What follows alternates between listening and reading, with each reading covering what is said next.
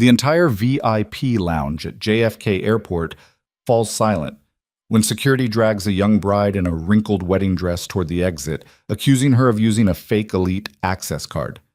Evelyn Carter's face burns with humiliation as strangers stare at her like a criminal.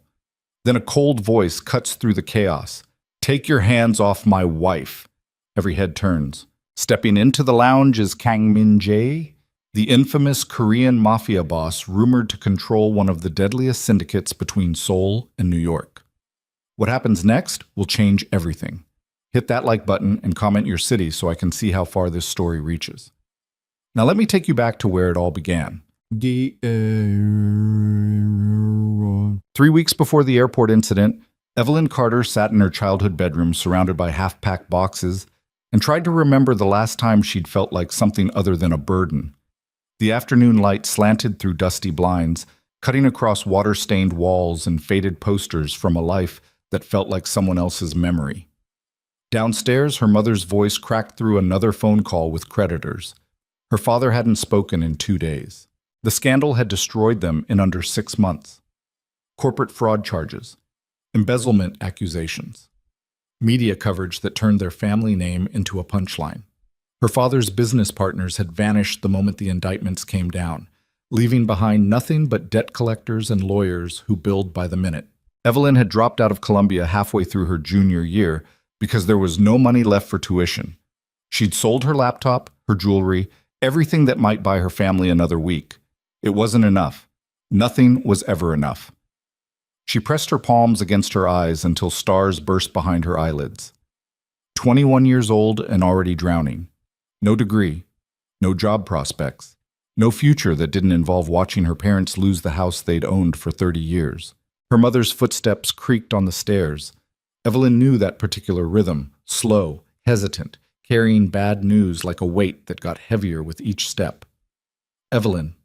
Her mother stood in the doorway, gripping the frame like she might collapse without it. "Your father and I need to talk to you." The living room felt smaller than Evelyn remembered. Her father sat on the couch with his shoulders hunched forward, staring at his hands like they belonged to a stranger. He'd aged a decade in 6 months. Gray stubble covered his jaw. His shirt hung loose where it used to strain against his chest. Her mother sat beside him, fingers twisted together in her lap. "There's something we should have told you years ago," her father said. His voice came out rough and unfamiliar. "Before you were born, I made an agreement with a business associate in Seoul, a marriage pact between our families." Evelyn's stomach dropped. "What?" "The Kang family helped us when we had nothing. They invested in my first company, gave us connections we couldn't have built alone. In exchange, I promised that when you came of age, you would marry their son." The words didn't make sense. They sounded like dialogue from a bad historical drama, not something that happened to real people in New York City in the 21st century. "You promised me to a stranger?" "It was supposed to be symbolic," her mother said quickly. "A gesture of respect between families. We never thought we'd be desperate enough to actually honor it," her father finished. His eyes finally met Evelyn's, and she saw something worse than grief in them. She saw defeat. "But the Kang family is willing to forgive all our debts and restore your mother's medical coverage if you agree to the marriage." Evelyn's breath came short and sharp. "Medical coverage?" Her mother looked away. The cancer came back. The room tilted. Evelyn gripped the armrest of her chair, fingers digging into worn fabric. "When?" 2 months ago, stage 3. We didn't want to worry you when you were dealing with school and—" "You didn't want to worry me?" Evelyn's voice cracked. "You've been sick for 2 months and you didn't tell me?" "There was nothing you could do," her father said. "There's nothing any of us can do without money. The treatment costs—" He stopped, jaw working. "The Kang family offered to cover everything. All of it. Your mother's care, the house, the legal fees, everything. In exchange for me." Silence filled the spaces between them like poison gas. Evelyn stood up, walked to the window, stared out at the street where she'd learned to ride a bike, where she'd kissed her first boyfriend, where she'd dreamed about a future that looked nothing like this. "Who is he?" she asked. "This son I'm supposed to marry." Her parents exchanged a look that made Evelyn's skin crawl. "His name is Kang Min-jae," her father said carefully. "He's the current head of the Kang family organization." What kind of organization? Another pause, longer this time. The kind that operates outside traditional business structures, her mother said. Evelyn turned around. Stop dancing around it. What does that mean? He runs a criminal syndicate, her father said flatly. Import-export operations, real estate, investment portfolios. Some of it legal, most of it not. The air left Evelyn's lungs. You want me to marry a criminal? We're not asking you to do anything, her mother said. This is your choice. We would never force you. But if I say no, Mom dies and we lose everything. Neither of them answered. They didn't have to. Evelyn sank back into the chair. Her whole body felt numb, like she was watching this conversation happen to someone else. Have you met him? This Kang Min Jai? Once, her father said. Years ago, when you were a baby. He was just a teenager then. And now? Now he's one of the most powerful men in the Korean underworld. He controls operations across 3 continents. His family has connections in government, finance, law enforcement. People don't cross him twice. Because he kills them? Her father's silence was answer enough. Evelyn laughed, high and sharp and wrong. This is insane. This is actually insane. You're telling me I have to marry some mafia boss I've never met or watch Mom die? There might be other options, her mother started. There aren't, Evelyn said. She could see it in their faces, in the way they couldn't quite look at her. You've already exhausted every other option. This is the last play. You don't have to decide right now, her father said. When do I have to decide? They're expecting an answer by the end of the week. 4 days. Evelyn had 4 days to choose between selling herself to a stranger and watching her mother's cancer eat her alive. She stood up. I need to be alone. That night, Evelyn lay in bed and tried to imagine what kind of man would agree to this arrangement. What kind of person bought a wife like she was livestock? Her phone buzzed. Unknown number. Miss Carter. My name is Park Ji-hoon. I work for Mr. Kang. He would like to meet with you before you make your decision. Tomorrow, 7 p.m., Lexington Hotel. Private dining room. No pressure, just a conversation. Evelyn stared at the message until her eyes burned. Her hands shook as she typed back. I'll be there. The Lexington Hotel occupied an entire city block in Midtown Manhattan, all gleaming glass and old money. Evelyn had walked past it 100 times, but never imagined she'd step inside. The lobby made her feel like a stain. Women in designer clothes, men in suits that cost more than her family's mortgage, everyone moving with the easy confidence of people who'd never worried about money in their lives. A man in a black suit approached her immediately. Miss Carter? She nodded. This way, please. He led her through the lobby to a private elevator that required a key card to operate. They rode up in silence. Evelyn caught her reflection in the polished brass doors. Cheap dress from Target, makeup she'd applied with shaking hands, hair that refused to cooperate.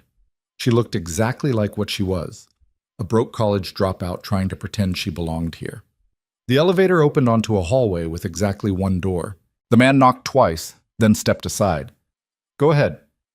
Evelyn's pulse hammered in her throat as she pushed the door open. The private dining room was smaller than she expected, decorated in dark wood and soft lighting that made everything feel intimate and vaguely threatening. A table was set for 2, but only one man stood near the window. He turned when she entered. Evelyn stopped breathing. Kang Min Jae was not what she'd expected. She'd pictured someone older, scarred, ugly in the way movie villains were ugly. Instead, he looked like he'd stepped out of a fashion magazine, tall, broad-shouldered, wearing a suit so perfectly tailored it could have been painted on. His face was angular and sharp, beautiful in a way that felt dangerous. Black hair swept back from his forehead, dark eyes that tracked her movement like a predator watching prey, and tattoos. Even in the expensive suit, she could see them crawling up from his collar, dark ink against golden skin. Miss Carter. His voice was deep, accented, controlled. Thank you for coming. Evelyn forced herself to move into the room. I don't have much choice. Something flickered across his expression. Amusement, maybe, or respect. You always have a choice. That's why I wanted to meet you. He gestured to the table. Evelyn sat, mostly because her legs didn't feel stable enough to keep standing. Min-jae took the chair across from her, movements precise and economical. Would you like something to drink? He asked. Water. He poured from a crystal pitcher, slid the glass across to her. Their fingers didn't touch, but Evelyn felt the almost contact like static electricity. I'm not going to waste your time with small talk, Min-jae said. You know why you're here. Your family made a promise to mine 21 years ago. I'm prepared to honor that agreement if you consent. Consent, Evelyn repeated, like I have any real power in this situation. You have all the power. Min-jae leaned back in his chair, studying her with an intensity that made her skin prickle. I won't force you into anything. If you say no, I'll walk away. Your family's debts will remain, but I won't pursue the marriage contract. And my mother dies. That's not my doing. No, but it's convenient for you, isn't it? Evelyn heard the anger in her voice and didn't try to hide it. You get a wife who's too desperate to say no. Min-jae's expression didn't change. I could have any woman I want without resorting to extortion. Then why this? Why me? Because I need a wife who understands what this arrangement actually is. Not a love story, not a fairy tale. A business transaction between two people who benefit from the partnership. What do you get out of it? Legitimacy? Stability? An heir? He said it like he was listing quarterly projections. My family expects me to marry someone appropriate. You're educated, intelligent, from a respectable background. You meet the requirements. I'm also broke and desperate, which means you won't have romantic delusions about what this marriage means. Min-jae tilted his head slightly. I'm not a good man, Miss Carter. I've done things that would make you sick. I will continue to do those things because that's who I am. I'm offering you protection, financial security, and freedom to live your life. But I can't offer you love. The honesty was somehow worse than if he'd lied. What if I fall in love with someone else? Then be discreet. Evelyn's hands trembled around her water glass. You'd let me cheat on you? I'm not interested in controlling who you feel affection for. I'm interested in maintaining the appearance of a stable marriage. What you do privately is your business, as long as it doesn't create public scandal. And you? Will you be discreet with your affairs? Something cold flashed in Min-jae's eyes. I don't have affairs. Why not? Because I don't trust people enough to let them that close. The admission hung between them, raw and unexpected. Evelyn found herself studying him more carefully. The perfect posture that suggested military training, the controlled breathing, the way his hands rested on the table like weapons waiting to be deployed. What happens if I say yes? She asked. We marry within the month. You move into my residence in Manhattan. Your mother receives the best cancer treatment available. Your family's debts disappear. You'll have access to credit cards, bank accounts, security, anything you need. I'd be your property. You'd be my wife. There's a difference. Is there? Min-jae leaned forward, elbows on the table. I won't touch you unless you want me to. I won't control what you wear, where you go, who you see. You can finish your degree if you want. Get a job. Pursue whatever interests you have. The only requirements are that you appear at family functions when necessary, and that you're faithful enough not to embarrass me publicly. That's it? That's it. It sounded too good to be true. People like Min-jae didn't make deals without hidden clauses. What aren't you telling me? His mouth curved into something that wasn't quite a smile. You're smarter than your parents gave you credit for. Answer the question. My world is dangerous. People will try to hurt you to get to me. You'll need security, restrictions on your movement, careful vetting of anyone you interact with. Your life won't be normal. My life stopped being normal 6 months ago. This is different. This is permanent. Evelyn met his eyes, dark, unreadable, holding secrets that probably included body counts. If I marry you, will my mother survive? I'll make sure she has access to the best oncologists in the world. That's not what I asked. I can't control cancer, Miss Carter, but I can control money, and money buys time. Whether that's enough time, he spread his hands, that's up to forces neither of us can negotiate with. The brutal honesty should have repulsed her. Instead, she found it almost refreshing. No false promises, no empty reassurances. I need to think about it, Evelyn said. Take the time you need. She stood up.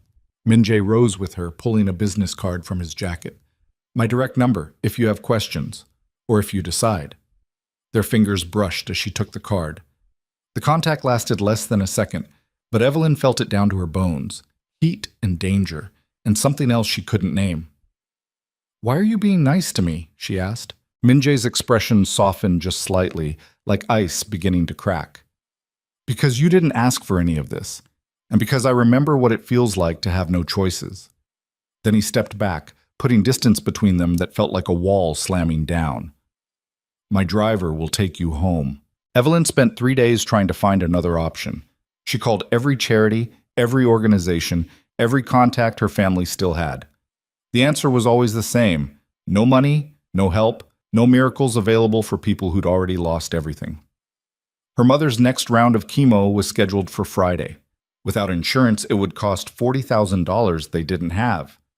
On Thursday night, Evelyn sat in her bedroom with Min-jae's business card and her phone. She thought about her mother's pale face, her father's broken posture, the house they'd lose, the future that was already gone. She thought about Min-jae's dark eyes and brutal honesty, and the tattoos that marked him as something other than safe. She thought about having no choices left at all. Her hands barely shook as she dialed. He answered on the first ring. "Miss Carter." "I'll do it," Evelyn said. "I'll marry you." Silence. Then, "Are you sure?" "No, but I'm doing it anyway. I'll have my attorney contact you tomorrow with the prenuptial agreement." "There's a prenup?" "To protect you as much as me. Read it carefully. If there's anything you want changed, we'll negotiate." Evelyn laughed, sharp and bitter. "Negotiate? Like I have any leverage. You have more than you think." His voice dropped lower. "I'll make this as painless as possible. It's a marriage, not a medical procedure. In my experience, the distinction isn't always clear." She wanted to ask what that meant. What kind of history left a man this cold and controlled? But that required a level of intimacy she wasn't ready for. "When?" she asked. 2 weeks. Small ceremony. Immediate family only. And then? And then you become Mrs. Kang Min-jae. For better or worse?" Evelyn closed her eyes. "Mostly worse, I'm guessing." "Probably." He paused. "Get some sleep, Evelyn. Everything changes tomorrow." He hung up before she could respond. Evelyn sat in the dark and tried to remember what hope felt like. The prenup arrived the next morning via courier, a leather portfolio containing 40 pages of legal language that basically said Evelyn would leave the marriage with exactly what she brought into it: nothing. But her mother's medical care was guaranteed regardless of what happened between them, and there was a trust fund established in her name that she'd have access to after 3 years. She signed without reading past page 10. What was the point? She'd already sold herself. The paperwork was just formality. Her mother cried when Evelyn told her. Her father couldn't look at her. Neither of them said thank you, maybe because they knew the words were too small for what they were asking her to sacrifice. The wedding was scheduled for the following Saturday at a private estate in Westchester. Min-jae's family arranged everything: the dress, the flowers, the officiant. Evelyn was measured and fitted like a doll being prepared for display. The dress arrived the day before the wedding.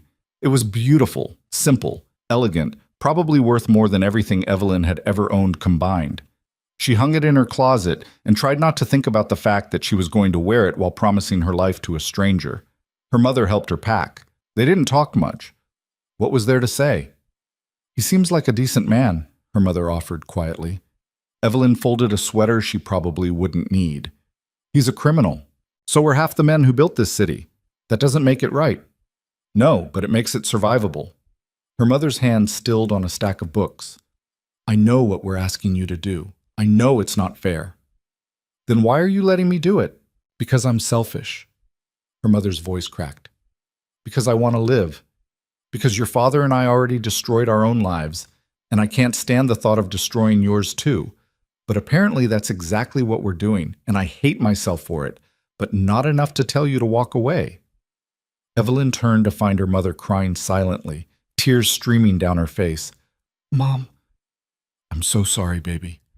I'm so sorry." They held each other in the wreckage of Evelyn's childhood bedroom and cried until there was nothing left. The wedding day dawned gray and cold. Evelyn woke up in a hotel room provided by Min-jae's people, stared at the ceiling, and tried to remember how to breathe. A woman named Helen arrived at 9 to do her hair and makeup. She worked in efficient silence, transforming Evelyn into someone who looked calm and beautiful and nothing like the terrified girl underneath. The dress fit perfectly. Of course it did. Min Jae's people didn't make mistakes. At 11:30, a car arrived to take her to the estate. The venue was smaller than she'd expected, a historic mansion with gardens and a small chapel. Evelyn counted maybe 20 people total, Min Jae's family and a few business associates, her parents. That was it. No friends, no celebration, just a transaction being finalized. Min Jae waited at this altar in a black suit that made him look like sin personified. His expression was unreadable as Evelyn walked down the aisle alone. No father to give her away because how do you give away something that's already been sold? She focused on putting one foot in front of the other, on not tripping, on not running. When she reached the altar, Min Jae extended his hand. Evelyn took it. His grip was warm and steady and strong enough to crush her if he wanted to. The officiant started talking. Evelyn heard maybe half of it, something about love and honor and commitment. Words that meant nothing in the context of what they were actually doing. Do you, Evelyn Carter, take this man to be your lawfully wedded husband? She opened her mouth. Nothing came out. Min Jae's thumb moved against her palm. Just once, a small circle that might have been meant as reassurance. I do, Evelyn whispered. And do you, Kang Min Jae, take this woman to be your lawfully wedded wife? I do. His voice was steady, certain, nothing like hers. Then by the power vested in me, I now pronounce you husband and wife. You may kiss the bride. Min Jae turned to her. For just a second, something flickered in his dark eyes. Hesitation, maybe, or recognition that they were crossing a line that couldn't be uncrossed. Then he leaned in. The kiss was supposed to be quick and formal, a performance for the handful of witnesses. But the moment their lips touched, something shifted. Min Jae's hand came up to cup her jaw, gentle and possessive at the same time. His mouth moved against hers with an intensity that stole her breath. Evelyn's heart slammed against her ribs. She felt heat bloom in her chest, spreading outward until her whole body hummed with it. When Min Jae pulled back, his pupils were dilated, his breathing just slightly uneven. For the first time since they'd met, he looked like a man who'd lost control. The reception was mercifully short. Evelyn smiled through congratulations from people whose names she'd never remember. She ate food she couldn't taste. She stood next to her new husband while photographers documented the transaction. Min Jae barely touched her, but she felt his presence like gravity, constant, inescapable, pulling her into orbit around something far more dangerous than she'd anticipated. We're leaving for the airport in 30 minutes, he said quietly during a lull in the forced festivities. Unless you need more time. To do what? Say goodbye. Evelyn looked across the room at her parents. Her mother was smiling, but it didn't reach her eyes. Her father stared into his champagne glass like it held answers. No, Evelyn said. I'm ready. The lie tasted bitter on her tongue. They changed clothes in separate rooms. Min Jae into dark jeans and a black sweater that somehow made him look even more dangerous. Evelyn into travel clothes that felt wrong on her skin. Everything felt wrong now, like she'd stepped into someone else's life and couldn't find her way back. The car to JFK was a sleek black sedan with tinted windows and a driver who didn't speak. Min Jae sat beside her in silence, checking his phone occasionally, his face illuminated by the blue glow. Where are we going? Evelyn asked. Maldives. Private resort. We'll be there for 2 weeks. Honeymoon, she said flatly. If you want to call it that. What would you call it? He looked at her then, really looked at her, and Evelyn saw something in his expression she couldn't name. A chance to adjust before real life starts. The airport was chaos. Travelers dragging luggage, families saying goodbye, announcements echoing through terminals. Min Jae's hand settled on the small of Evelyn's back, guiding her through the crowd with the casual authority of someone used to people moving out of his way. They bypassed the main terminal, heading instead toward a private entrance marked for elite travelers. Min Jae produced a black card that got them through security without the usual hassle. The VIP lounge was all leather furniture and muted lighting, populated by business executives and wealthy families who barely glanced up from their phones. Evelyn felt their eyes on her anyway, on her wrinkled dress, her smudged makeup, the way she clearly didn't belong. I need to make a call, Min-jae said. Will you be all right for a few minutes? Evelyn nodded. He disappeared into a private phone booth, leaving her standing alone in a room full of strangers. She found a seat near the window and tried to process the fact that she was married, that the ring on her finger was real, that in 2 weeks she'd be living in Manhattan with a man who terrified and confused her in equal measure. Excuse me. Evelyn looked up to find a woman in an airline uniform standing over her. Yes? I'm going to need to see your access card. My what? Your lounge access card. This is a members-only facility. Heat flooded Evelyn's face. My husband has it. He just stepped away. I'm going to have to ask you to come with me. What? No, I'm waiting for… Ma'am, if you don't have authorization to be in this lounge, you need to leave immediately. Other people were staring now. Evelyn's throat closed up. She tried to stand to explain, but her legs wouldn't cooperate. Then security arrived, 2 large men in uniform who treated her like a criminal. Let's go, one of them said, reaching for her arm. I'm telling you, my husband… Sure he is. The guard's grip tightened, fingers digging into her bicep hard enough to bruise. Evelyn's vision blurred. The entire lounge was watching her now, every wealthy traveler staring at the girl in the wrinkled dress being dragged out by security. She heard whispers, saw people pulling out phones. This couldn't be happening. Not today, not after everything else. The guard yanked her toward the exit. Then a voice cut through the chaos like a blade through flesh. Take your hands off my wife. The temperature in the room dropped 10 degrees. Every head turned toward the entrance where Kang Min-jae stood with an expression that promised violence. The security guard's face went white. His hand dropped from Evelyn's arm like she'd burned him. Min-jae crossed the lounge in long strides that made people scramble out of his way. He didn't raise his voice, didn't need to. The barely leashed fury radiating off him was enough. Do you know who I am? He asked the guard quietly. No, sir, Find out. Min-jae's hand settled on Evelyn's shoulder, gentle but claiming. And then explain to your supervisor why you put your hands on my wife. The guard stumbled backward, stammering apologies that Min-jae ignored completely. The lounge manager appeared, face flushed with panic. Mr. Kang, I am so sorry. There's been a terrible misunderstanding. Has there? Min-jae's voice could have frozen blood. Because from where I'm standing, your staff just assaulted my wife in front of witnesses. We had no idea she was with you. That shouldn't matter. Each word landed like a physical blow. Every person in this lounge should be treated with respect, regardless of who they're married to. The manager was sweating now. Of course, you're absolutely right. The employee who called security is fired. The guards who touched her are fired. And I want the name of whoever approved their security protocol. Mr. Kang, please, are we clear?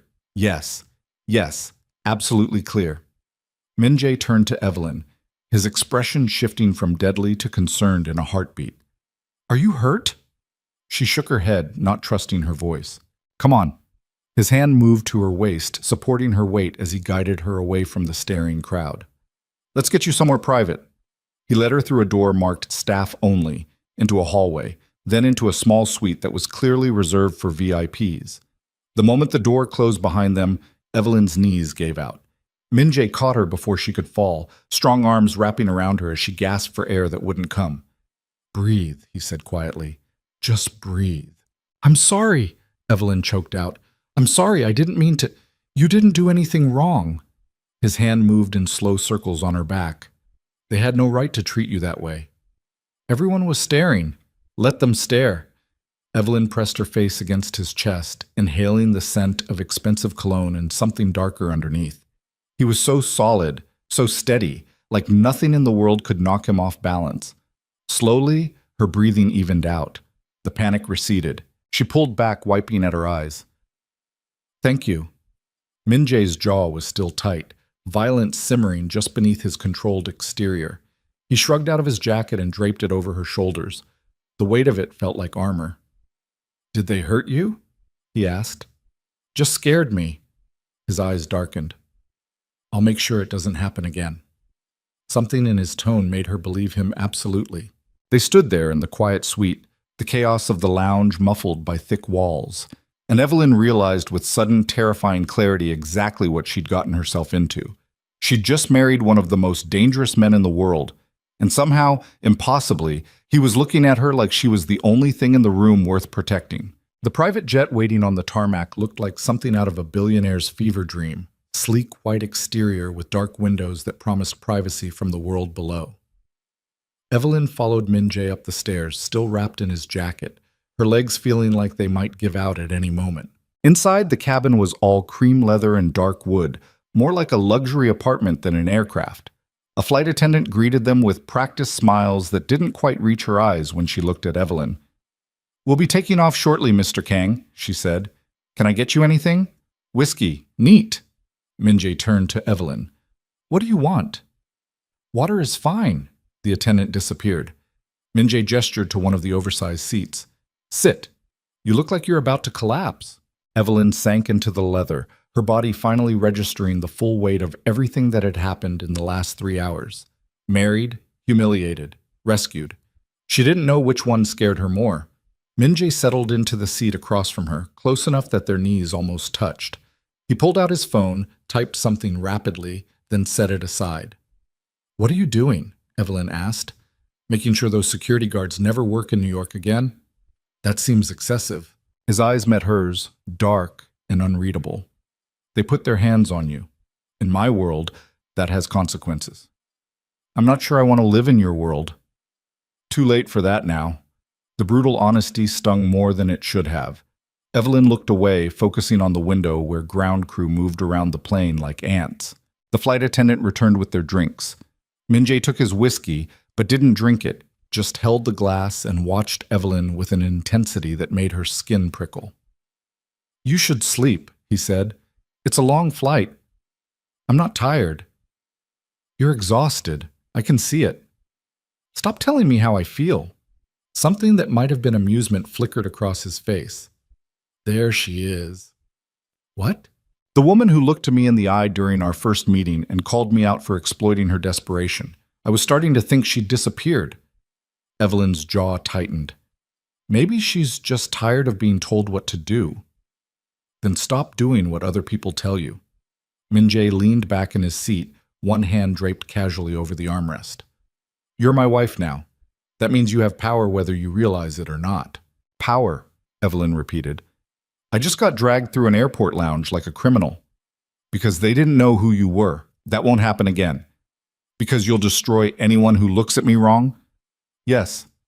The single word hung between them, simple and terrifying. The plane began to taxi. Evelyn gripped the armrests as they accelerated down the runway, her stomach dropping as wheels left pavement. She'd only flown twice before, once to visit her grandmother in Florida, once on a college trip she'd saved for months to afford. Private jets weren't part of her world, except now they were. Once they reached cruising altitude, Min-jae unbuckled his seatbelt and stood. "Come on, I'll show you where you can rest." He led her toward the back of the plane, past a small galley and a bathroom that looked nicer than her childhood bedroom.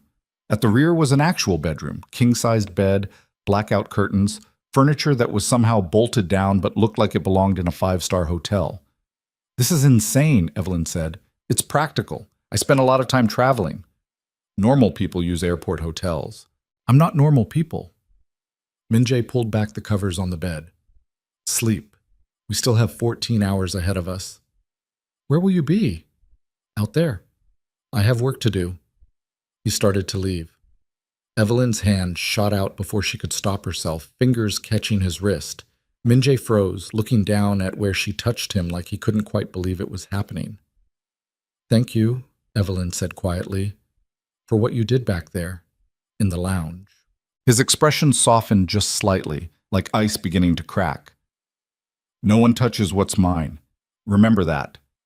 Then he pulled away gently and left, closing the door behind him. Evelyn stood alone in the bedroom and tried to ignore the way her heart was hammering against her ribs. She didn't sleep. Not really. She lay on the bed fully clothed and stared at the ceiling while the jet engines hummed beneath her, carrying her farther and farther from everything she'd ever known. Around hour 6, hunger drove her back to the main cabin. Min-jae sat with his laptop open, reading something in Korean that made his jaw clench. He looked up when she appeared. "You should have called for the attendant if you needed something." "I can get my own food." "Not on this flight, you can't." He closed the laptop and stood. What do you want? They've got everything. I don't care, whatever's easy. Min-jae studied her for a long moment, then pressed a button on the wall. The attendant appeared within seconds. 2 of the salmon plates, he said. And coffee. Strong. The woman disappeared again. Min-jae gestured to the seat across from him. Evelyn sat, tucking her legs underneath her and pulling his jacket tighter around her shoulders. She hadn't given it back yet. Wasn't sure she wanted to. Can I ask you something? She said. You can ask. I might not answer. Why did you agree to this marriage? You said you could have anyone you wanted. So why honor some contract your family made decades ago? Min-jae was quiet for so long that Evelyn thought he might not respond at all. Then he leaned forward, elbows on his knees, and looked at her with an expression she couldn't read. Because I'm tired, he said, finally.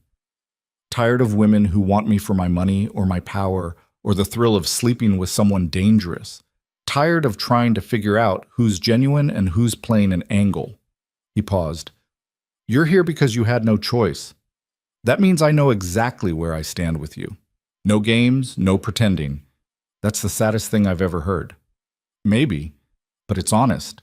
The attendant brought their food, perfectly plated salmon with vegetables Evelyn couldn't name, and a sauce that probably cost more than her monthly grocery budget used to.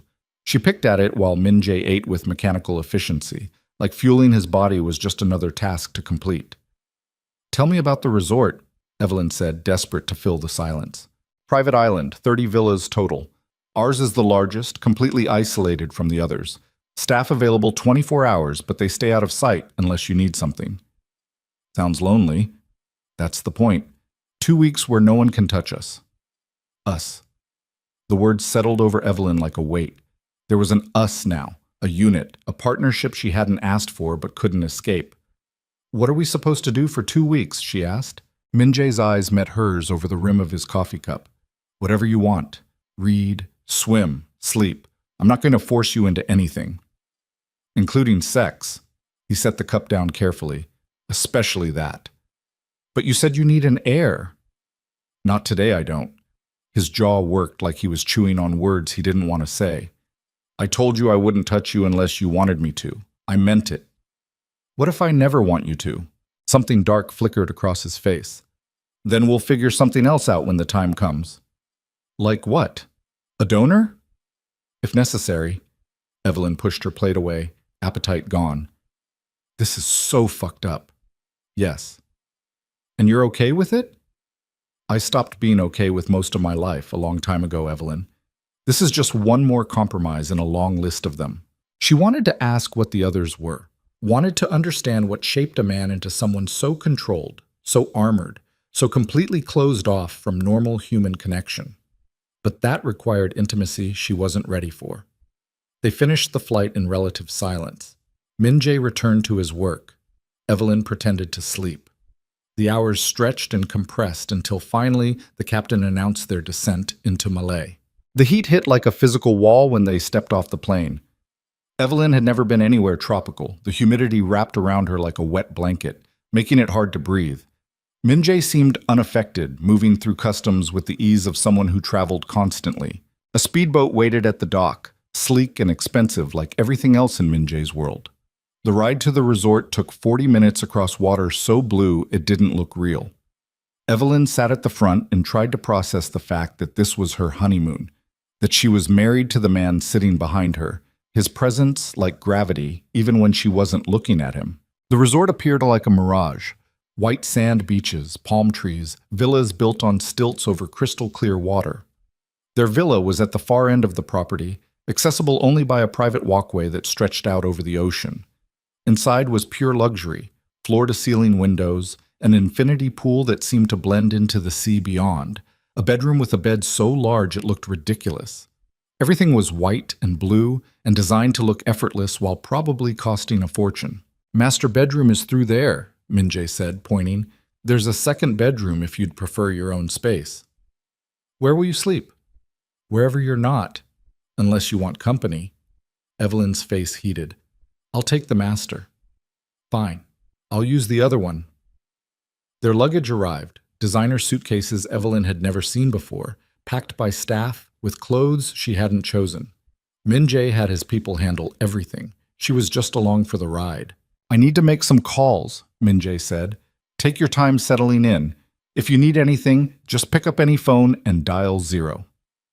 He disappeared into the second bedroom and closed the door, leaving Evelyn alone in paradise. She stood at the window and stared at the ocean and tried not to cry. The first 3 days passed in a strange kind of limbo. Evelyn avoided Min Jae. Min Jae led her. They orbited each other like planets on different trajectories, sharing space but never touching. She spent most of her time on the beach or in the villa's pool, trying to outrun thoughts that caught up with her anyway. Every time her phone buzzed with updates from her mother, treatment's going well, doctors optimistic, thank you, thank you, thank you, Evelyn felt the weight of what she'd traded settling heavier on her chest. Min Jae worked. She'd see him on calls in Korean or English or languages she didn't recognize, his voice dropping to tones that promised violence to whoever was on the other end. Sometimes he'd disappear for hours. She never asked where he went. On the fourth morning, she woke to find him in the main room doing push-ups on the floor, shirtless, tattoos on full display. Evelyn froze in the bedroom doorway, unable to look away from the ink covering his back. A dragon that stretched from his shoulders to his waist, so detailed it seemed to move when his muscles flexed. He noticed her watching and stopped mid-rep. Sorry, didn't mean to wake you. You didn't. Her voice came out rough. I always get up early. Min Jae stood in one fluid motion, reaching for a towel draped over a chair. Sweat glistened on his chest, highlighting more tattoos, Korean characters over his ribs, something that looked like a phoenix on his left pectoral. Coffee? He asked. Sure. They moved through the morning routine like strangers forced to share an elevator, polite, careful, maintaining distance. Min Jae made coffee in the villa's high-end machine while Evelyn pretended to check her phone. There's a restaurant on the main beach, he said, handing her a cup. If you want to eat somewhere other than here. Are you asking me to have breakfast with you? I'm giving you options. Evelyn sipped her coffee. It was perfect, exactly how she liked it, even though she'd never told him her preferences. He'd probably had someone research her. The restaurant sounds nice, she said. Something that might have been relief crossed his face. Give me 20 minutes to shower. The restaurant was open air with tables set in the sand, waves lapping just feet away from where they sat. Other couples scattered around them, honeymooners and anniversary celebrants, people who actually loved each other. Evelyn ordered fruit and yogurt she didn't want. Min Jae got the full breakfast spread and worked through it like a machine. You have to eat more than that, he said, nodding at her barely touched plate. I'm not hungry. You haven't been hungry in 4 days. That's not sustainable. Stop monitoring what I eat. Stop starving yourself. Evelyn set her fork down hard enough to make noise. I'm not starving myself. I'm just not used to this. She gestured around them. Any of this. Then get used to it. This is your life now. For how long? Min Jae's expression went carefully blank. What do you mean? The marriage. When does it end? 5 years? 10? Are we doing this until one of us dies? That's generally how marriage works. Not marriages like ours. He was quiet for a long moment, coffee cup halfway to his lips. What do you want me to say, Evelyn? That we'll get divorced once your mother's treatment is done? That you can walk away whenever you want? Would you let me? No. The word landed between them like a stone thrown into still water. Why not? Evelyn demanded. You said I had power. You said I had choices. You do. But leaving isn't one of them. Min Jae set his cup down with controlled precision. I told you what I needed from this arrangement, a stable marriage, an heir eventually. I keep my word, Evelyn. I expect you to keep yours. So I'm trapped. You're protected. There's a difference. Is there? Min Jae leaned forward, voice dropping low enough that only she could hear. Yes. Because if you were trapped, I'd be forcing myself on you every night trying to get you pregnant. I'd be controlling every aspect of your life. I'd be treating you like property instead of a person. His eyes burned into hers. I've given you freedom within the bounds of our agreement. Don't confuse that with weakness. Evelyn's pulse hammered in her throat. This was the man people feared, the one who controlled empires and ended lives with a phone call. She'd almost forgotten while watching him make coffee and eat breakfast like a normal human being. I want to go back to the villa, she said. We haven't finished eating. I'm done. She stood up. Min-jae didn't try to stop her, just watched her with an expression she couldn't read as she walked away. She made it halfway back to their villa before the tears started. By the time she reached the bedroom, she was sobbing, ugly, gasping cries that came from somewhere deep in her chest. This was supposed to be temporary, a sacrifice with an end date, but Min-jae had just made it clear that she'd sold herself permanently, and there was no escape clause in the contract she'd signed. She didn't hear him come in, didn't know he was there until his hand settled carefully on her shoulder. "Don't touch me," Evelyn choked out. The hand withdrew immediately, but he didn't leave. "I know you hate this," Min-jae said quietly. "I know you hate me, and I'm sorry, but I can't let you go." "Why not?" "Because I made promises to my family. Because walking away from this marriage would make me look weak, and weakness gets people killed in my world. Because—" He stopped, jaw working. "Because what?" "Because you're the first person in 10 years who's looked at me like I'm something other than a weapon." Evelyn turned to stare at him. Min-jae stood in the doorway, backlit by tropical sun, looking more vulnerable than she'd ever seen him.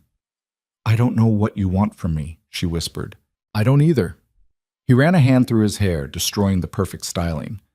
"I thought this would be simple. Business. But you keep—" He made a frustrated sound. "You keep being human, and it's making everything complicated." "So what now?" "Now we figure out how to exist in the same space without destroying each other." "I don't know if I can do that." "You don't have a choice." He said it without malice, just brutal honesty. "Neither of us do." He left before she could respond, pulling the door closed behind him. Evelyn lay on the bed and stared at the ceiling and tried to remember what it felt like to have control over her own life. The tension between them stretched tighter over the next 3 days. They moved around each other like boxers in a ring, careful not to make contact, waiting for someone to throw the first punch. On day 8, Evelyn decided she needed air. She dressed in one of the sundresses someone had packed for her and left the villa without telling Min-jae where she was going. Let him worry for once.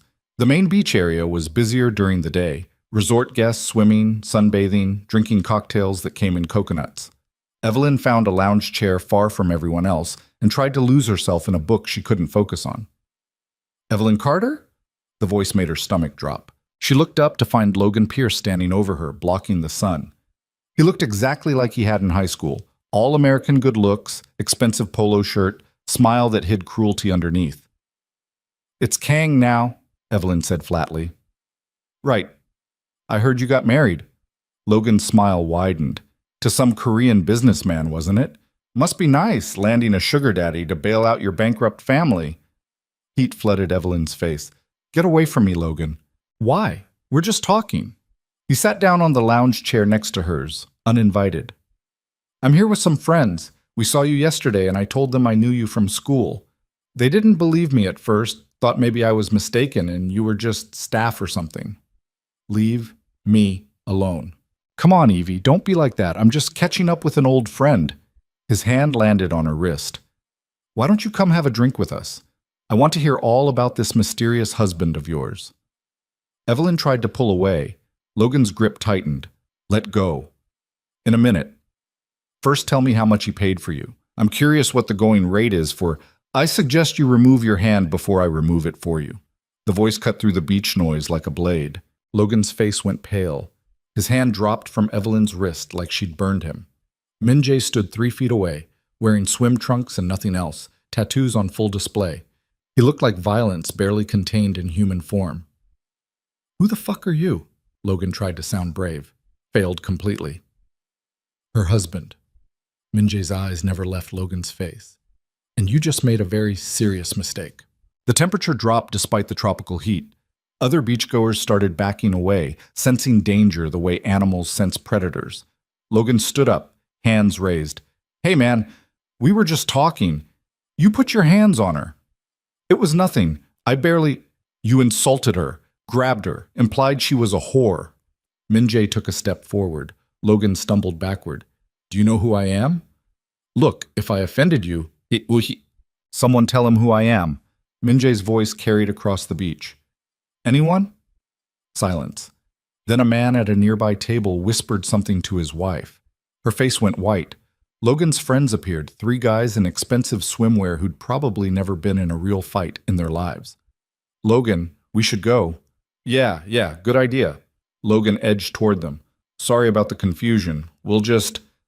What's your full name? Min-jae asked quietly. What? Your name. Say it. Logan's throat worked. Logan Pierce. Pierce Logistics? The shipping company? That's my father's... Not anymore. Min-jae pulled out his phone, typed something rapidly.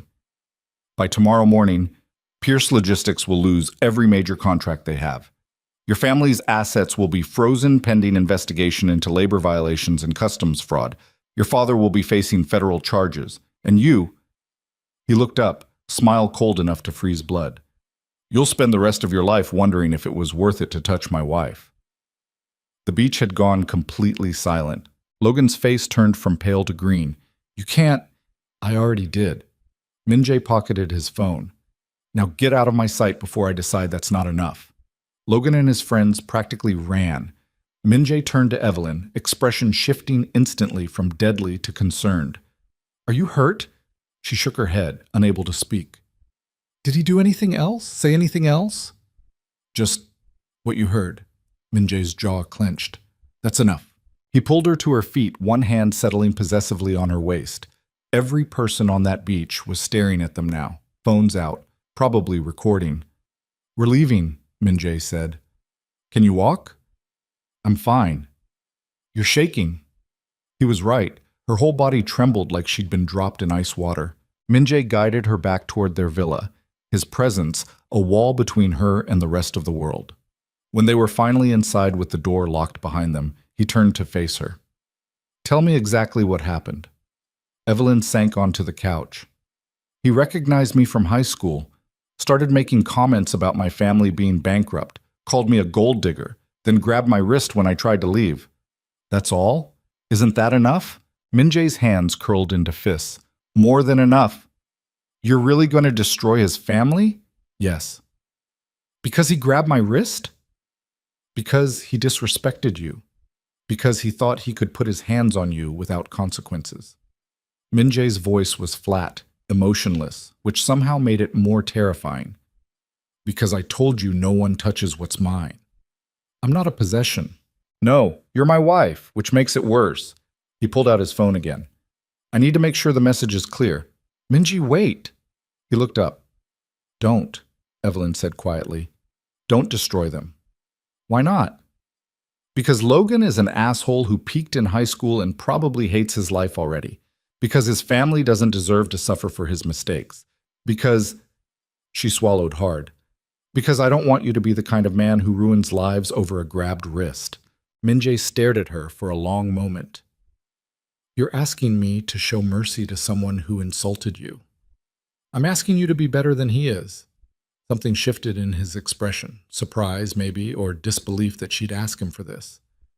If I stop, people will think I'm weak. I don't care what people think.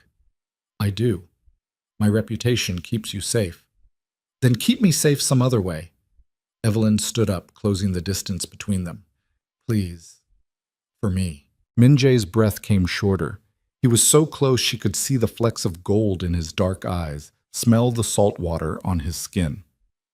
You're the only person in the world who could ask me this. I know. He typed something into his phone, hit send, then tossed the device onto the couch like it had burned him. Done, he said. I stopped it. All of it? Most of it.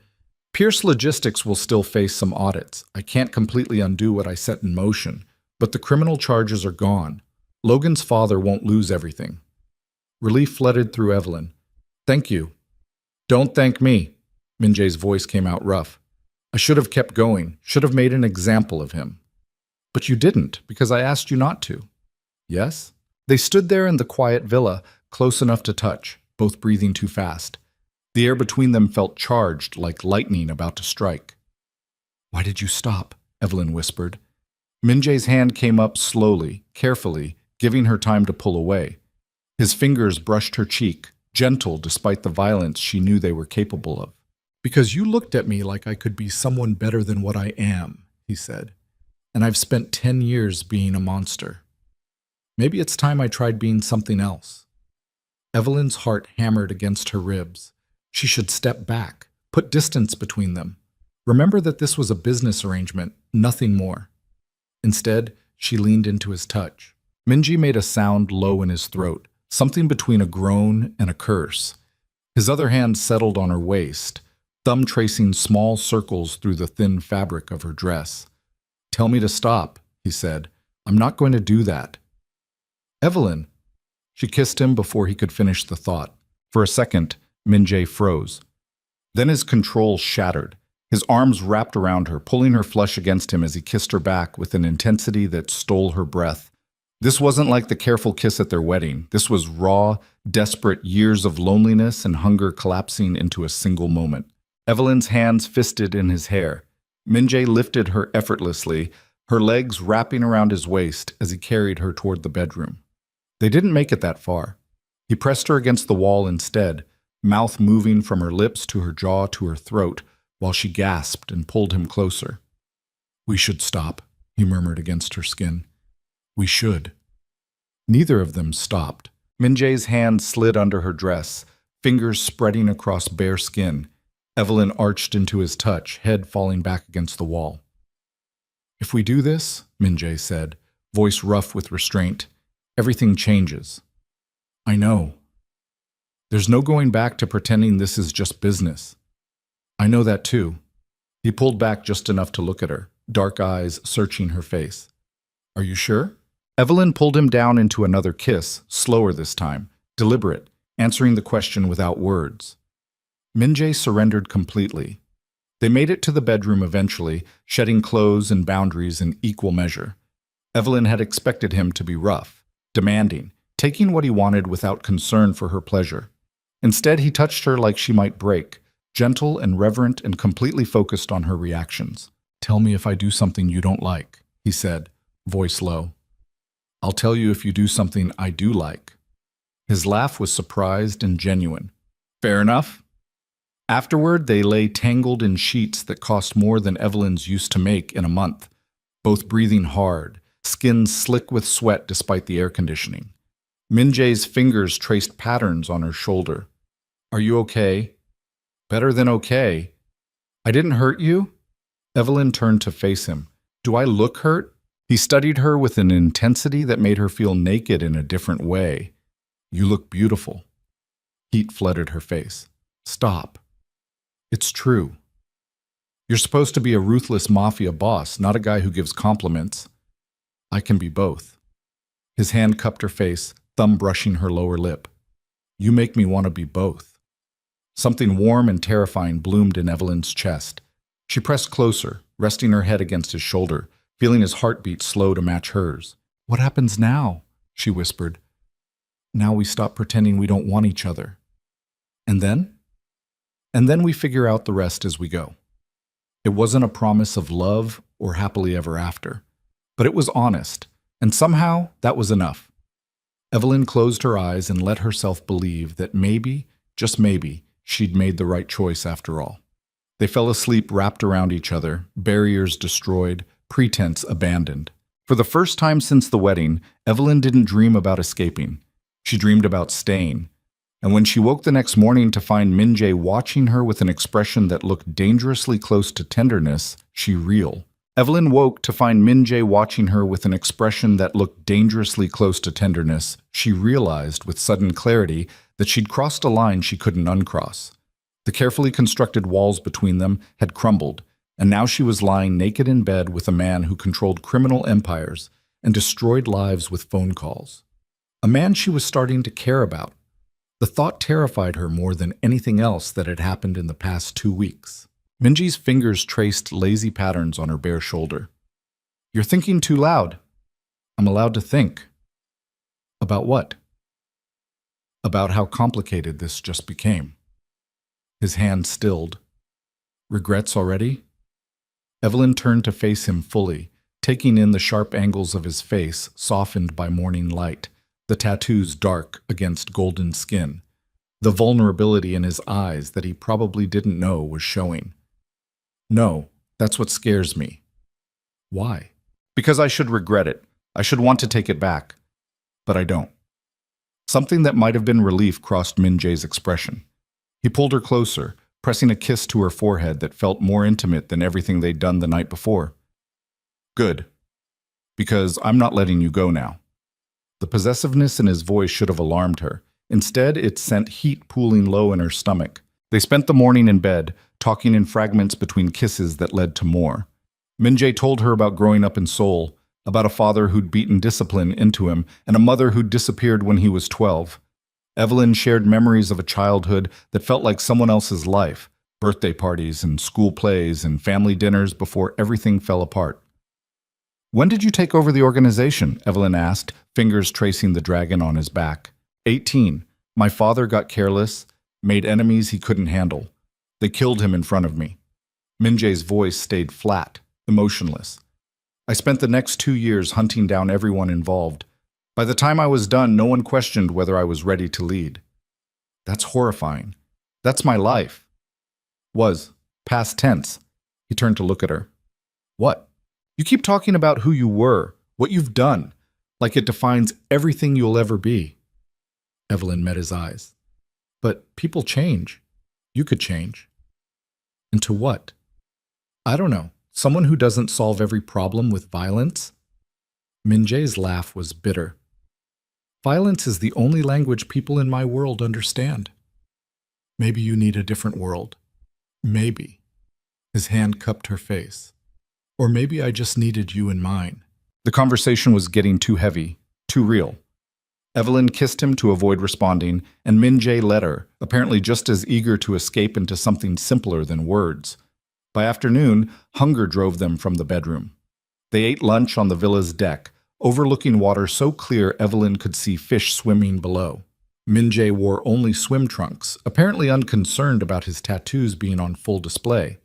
Evelyn had borrowed one of his shirts, the fabric hanging to mid-thigh. We should go into the water, Min Jae said, watching her pick at a salad. I don't swim well. I'll teach you. You don't seem like the teaching type. I'm not, but I'm making an exception for you. He stood, holding out his hand. Come on. The water was warm and perfect, lapping against Evelyn's skin like silk. Min Jae kept one arm around her waist, supporting her weight as she floated. Relax, he said. I've got you. That's what I'm afraid of. Why? Because I'm starting to believe it. His grip tightened. You should believe it. I meant what I said. No one touches what's mine. I'm not a possession. No, you're worse. His eyes burned into hers. You're a weakness, and in my world, weaknesses get exploited. So what does that make me? A liability? It makes you the most dangerous thing that's ever happened to me. He pulled her closer, water sloshing between them. And I still can't make myself let you go. Evelyn should have been frightened by the intensity in his voice. Instead, she felt something warm and terrifying bloom in her chest. I'm not asking you to. They kissed surrounded by ocean and sunlight, the rest of the world forgotten. That night, Min Jae's phone rang during dinner. He ignored it the first 3 times, but by the 4th, his jaw was tight with barely controlled frustration. I need to take this, he said. Go ahead. He stepped onto the deck, voice dropping to Korean as soon as he answered. Evelyn couldn't understand the words, but she understood the tone. Cold, commanding, threatening. When he came back inside, his expression was carefully neutral. Everything okay? Evelyn asked. Business. Nothing urgent. You're lying. Min Jae's eyes snapped to hers. Excuse me. Your jaw does this thing when you're lying. Little muscle twitch right here. She touched her own jaw to demonstrate. What's actually going on? For a moment, she thought he might tell her to mind her own business. Then his shoulders dropped slightly, some of the tension bleeding out. There's a situation in Seoul that needs my attention, he said. Nothing you need to worry about. Does it involve people dying? Potentially. Then I'm worrying about it. Why? Because you're my husband. Because what you do reflects on me whether I like it or not. Because... She stopped, not ready to finish that sentence. Min Jae crossed to her, tilting her chin up with one finger. Because what? Because I care about you, okay? I know I shouldn't. I know this was supposed to be business, but I can't help it. Something raw and vulnerable flashed across his face. Evelyn, don't. Don't make it into something bigger than it is. I'm just saying I don't want you to become a monster because that's what people expect.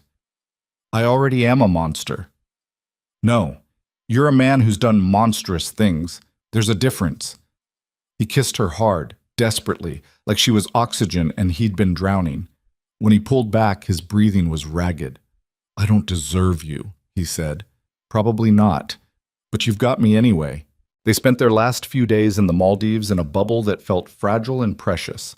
Min-jae worked less, smiled more, touched her constantly like he couldn't quite believe she was real. Evelyn let herself fall deeper into the fantasy that maybe this could work, that maybe a marriage built on desperation could transform into something real. She should have known better. The flight back to New York was quiet. Min-jae spent most of it on his laptop, catching up on 2 weeks of neglected business. Evelyn tried to read but couldn't focus, anxiety building in her chest the closer they got to reality. What happens when we land? She asked. Min-jae looked up from his screen. We go home. You settle into the penthouse. Life continues. That's it? What else were you expecting? I don't know. Instructions? Rules? I told you, you're free to live your life however you want. Finish your degree if you're interested. Get a job. Pursue hobbies. Just... He paused. Be careful who you trust. Why? Because people will try to use you to get to me. They'll pretend to be friends. They'll seem genuine. But everyone wants something. Even you? Especially me. He closed his laptop. The difference is I'm honest about it. The penthouse occupied the top 3 floors of a building in Tribeca that probably cost more than some small countries. Floor-to-ceiling windows offered views of the city that looked like something out of a magazine.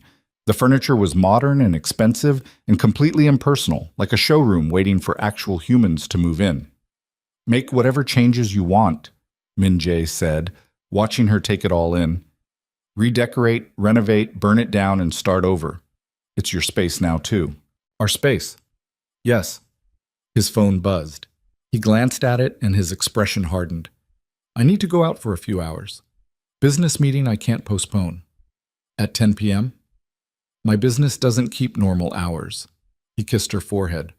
There's food in the kitchen, wine in the cellar, everything you need. Security is downstairs if you need anything. When will you be back? Late. Don't wait up. He left before she could ask more questions, the door clicking shut behind him with a finality that made Evelyn's stomach clench.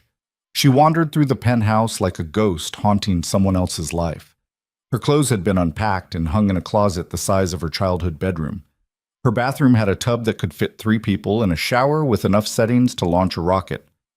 None of it felt real. She tried calling her mother, got voicemail, tried her father. Same result. The silence pressed in from all sides. Evelyn poured herself wine she didn't want and stood at the window watching the city lights blur into abstract patterns. Somewhere down there, Min-jae was conducting business that probably involved threats and violence, and things she didn't want to think about. She was married to that man. She'd slept with that man. She was falling for that man. The thought made her laugh, high and sharp and slightly hysterical. Her phone buzzed. Unknown number. Is this Evelyn Kang? Her fingers hesitated over the screen before typing back. Who is this? A friend. I have information about your husband you need to see. Meet me tomorrow, 2 p.m., Central Park near Bethesda Fountain. Come alone. Every instinct screamed trap. Evelyn blocked the number and poured the wine down the sink. But she couldn't shake the feeling that something was wrong. Min-jae came home at 4 in the morning, smelling like cigarettes and whiskey, and something metallic that might have been blood. He stripped in the bathroom without saying a word, and when he finally came to bed, he pulled Evelyn against him like she was the only thing anchoring him to humanity. Are you okay? She whispered. No. Do you want to talk about it? No. She didn't push, just held him while his breathing slowly steadied into something resembling sleep. The next morning, Min-jae was gone before she woke up. No note, no text, just empty space where his body had been.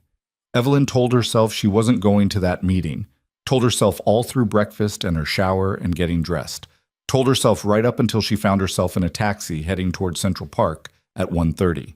The fountain was surrounded by tourists taking photos and street performers playing for tips. Evelyn spotted a woman sitting alone on a bench, mid-40s, with sharp features and designer clothes that screamed old money. The woman stood when Evelyn approached. "Mrs. Kang, thank you for coming." "I haven't decided if I'm staying. Who are you?" "My name is Catherine Park. I was married to Min Jae's older brother." Evelyn's blood went cold. "Min Jae doesn't have a brother." "Not anymore. He died 5 years ago." Catherine's smile was bitter. Or rather, he was killed. By Min Jae. The world tilted. Evelyn grabbed the back of the bench to steady herself. "You're lying." "I wish I was." Catherine pulled a folder from her expensive handbag. "This is everything I've compiled. Police reports, witness statements, financial records. All of it points to the same conclusion. Min Jae murdered his own brother to take control of the organization." "Why are you telling me this?" "Because you seem like a decent person who got trapped in something you don't understand. Because Min Jae destroys everything he touches. Because his brother was a good man trying to get the family out of the criminal business, and Min Jae killed him for it." Evelyn's hands shook as she took the folder. "This could all be fabricated." "It's not. But don't take my word for it. Ask your husband about Kang Ji-hoon. Ask him what really happened 5 years ago. See if he can look you in the eye and lie." "Why now? Why come to me after all this time?" Catherine's expression turned cold. "Because I've spent 5 years gathering evidence and building a case, and I'm finally ready to destroy him. I wanted you to know what's coming so you have a chance to get out before everything falls apart." "You're trying to take him down." "I'm trying to get justice for my husband." "And you want me to help you?" "I want you to save yourself." Catherine stood. "Read the file. Make your own decision, but do it quickly. Things are going to move fast from here." She walked away, disappearing into the crowd before Evelyn could respond. Evelyn sat on that bench for 20 minutes, folder burning in her hands like evidence of a crime she'd witnessed. Finally, she opened it. The first page was a death certificate. Kang Ji-hoon, age 31, cause of death, gunshot wound to the head, ruled suicide. Except the police report underneath contradicted that. Witnesses reported hearing an argument. Forensics found inconsistencies with the suicide theory. The investigation was shut down within 48 hours by people with connections high enough to make it disappear. There were financial records showing Ji-hoon had been working with prosecutors, preparing to turn evidence against the family organization. Photos of him meeting with federal agents. Testimony from people who said Min Jae had been furious about his brother's betrayal. And then Ji-hoon was dead, and Min Jae took over everything. Evelyn's vision blurred. She flipped through page after page, each one painting a picture of the man she'd married as something far worse than she'd imagined. A fratricide. Someone who'd murdered his own blood to secure power. Her phone rang. "Min Jae." She stared at his name on the screen, unable to make herself answer. It rang 3 more times before she finally picked up. "Where are you?" Min Jae's voice was tight with something that sounded like worry. "Central Park." "Why?" "I needed air." "You should have told security. It's not safe for you to wander around alone." The irony of him talking about her safety made Evelyn want to laugh or scream or both. "I'm fine. I'll be home soon." "Evelyn?" She hung up before he could finish. The folder felt like it weighed 1,000 pounds. Evelyn shoved it into her bag and walked toward the park exit on legs that barely held her weight. She had to get home. She had to look Min Jae in the eye and ask him. She had to know if the man she was falling for was capable of murdering his own brother. The penthouse felt different when she walked in, colder, darker, like the walls had absorbed the truth Catherine had given her. Min Jae was in his office, door partially open, speaking rapid Korean into his phone. Evelyn dropped her bag on the couch and waited. 10 minutes later, he emerged, face carefully neutral. "You were gone a while." "I was thinking." "About?" "Us. This marriage. Everything." Something flickered in his eyes, caution, maybe, or fear. "And what did you conclude?" "That I don't actually know you at all." Min Jae went very still. "What happened?" "Tell me about your brother." The color drained from his face. For 3 seconds, he looked like she'd punched him in the chest. Then the mask slammed down, expression going carefully blank. "I don't have a brother." "You did. Ji-hoon. He died 5 years ago. Who told you about him? Does it matter? Yes. Min-jae's voice dropped to something dangerous. Who told you? His widow, Catherine. Min-jae's hands curled into fists. She contacted you? She said you killed him, that you murdered your own brother to take over the organization. Evelyn pulled the folder from her bag, threw it at his feet. She gave me proof. Min-jae stared at the scattered papers like they were a bomb about to explode. And you believed her?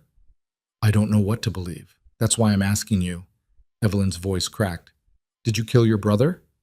It's not that simple. It's a yes or no question, Min-jae. Nothing in my world is yes or no. Try. He was quiet for so long that Evelyn thought he might not answer at all. Then he bent down, gathering the papers with movements that suggested barely controlled violence. Ji-hoon was going to destroy everything our family built, Min-jae said, finally. He was working with federal prosecutors, planning to turn evidence that would have sent dozens of people to prison. People with families, people who'd been loyal for generations. So you killed him to protect criminals? I killed him to protect the organization. Min-jae's eyes met hers, flat and dead. He gave me no choice. It was him or hundreds of others. The admission hit Evelyn like a physical blow. She stumbled backward, hand pressed to her mouth.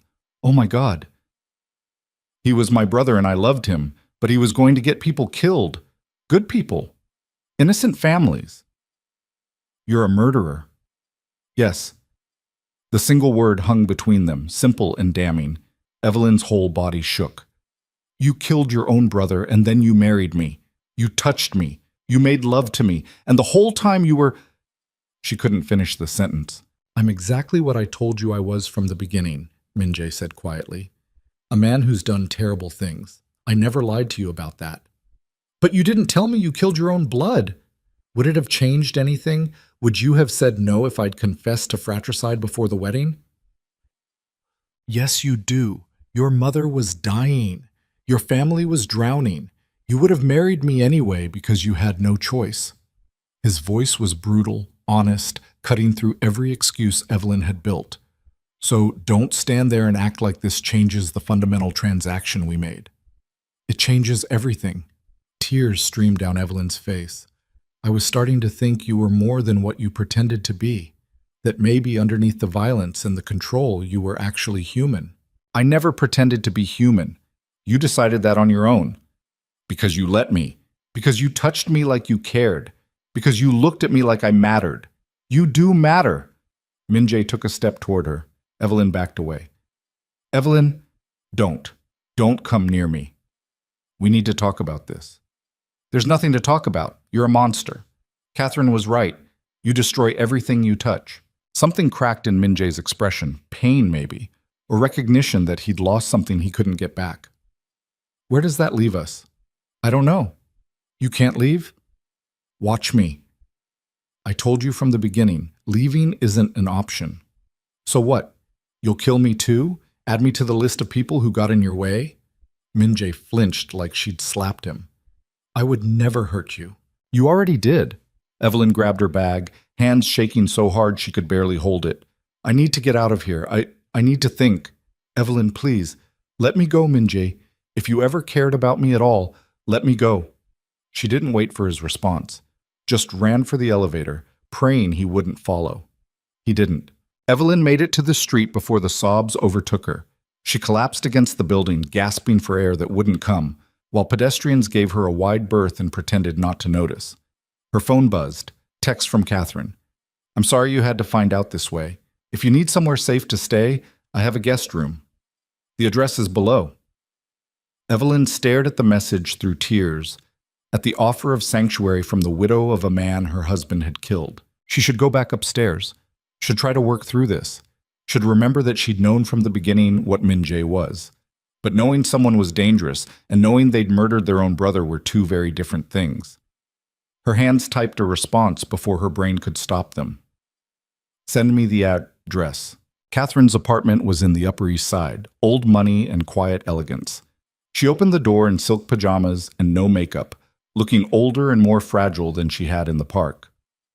Come in, she said gently. You're safe here. The guest room was tasteful and impersonal, like a hotel suite waiting for temporary occupants. Evelyn sat on the edge of the bed while Catherine brought tea she didn't drink. I know this is hard, Catherine said, loving someone and realizing they're a monster. I don't love him. Don't you? Evelyn's hands trembled around the teacup. I don't know what I feel. 3 weeks ago, I'd never met him.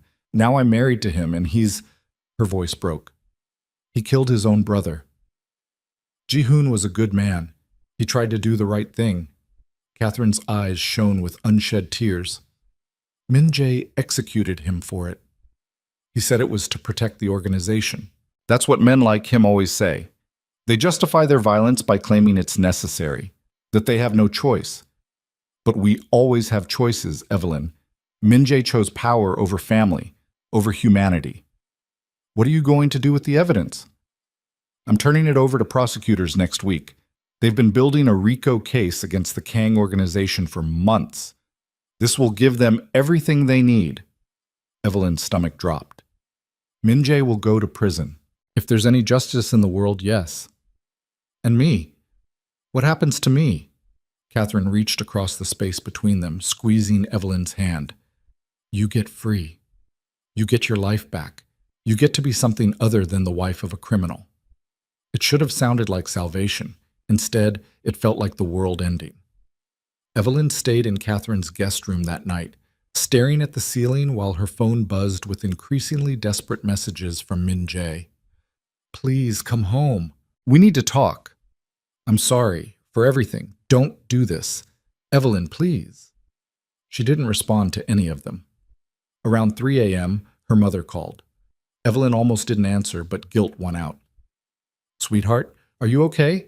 Min-jae called looking for you. He sounded worried. I'm fine, Mom. I just needed space. Did something happen? Everything. Nothing. The end of a marriage that never should have started. We had a fight, Evelyn said. I'm staying with a friend for a few days. Do you want to talk about it? Not really. Her mother was quiet for a moment. Marriage is hard, honey, especially in the beginning, but whatever you're fighting about, it can be fixed. Not this. Is he hurting you? Not physically. Then what is it? Evelyn closed her eyes. He's not who I thought he was. Is anyone ever who we think they are at first? Real people are complicated and messy, and they disappoint us, but that doesn't mean we give up on them. What if the disappointment is too big to forgive? Then you make a choice. Either you walk away, or you decide that the good parts are worth fighting for despite the bad. What if there aren't enough good parts? Her mother sighed. Only you can answer that, sweetheart. But whatever you decide, your father and I support you, even if it means walking away from everything Min-jae's given us. You'd go back to being broke and dying? I'd rather be broke and dying than watch my daughter stay in a marriage that destroys her. Evelyn's throat closed up. I love you, Mom. I love you too, so much. They said goodbye. Evelyn curled into a ball on the expensive sheets and cried until she had nothing left. Morning came too fast. Catherine made breakfast that Evelyn couldn't eat and coffee that tasted like ash. Have you thought about what you're going to do? Catherine asked gently. Not really. You can stay here as long as you need. No pressure. Thank you. Catherine hesitated, then pulled out another folder, thinner than the first one. There's something else you should know. Evelyn's stomach clenched. What? Your family's debt, the medical bills, all of it. Catherine slid the folder across. Min-jae didn't pay them off. He bought them. What does that mean? It means he owns your family's debt now. Every dollar they owe to him. If you leave, if you try to divorce him, he can call it all in immediately. The room spun. Evelyn gripped the edge of the table. He trapped me. He's been trapping you from the beginning. The marriage contract you signed?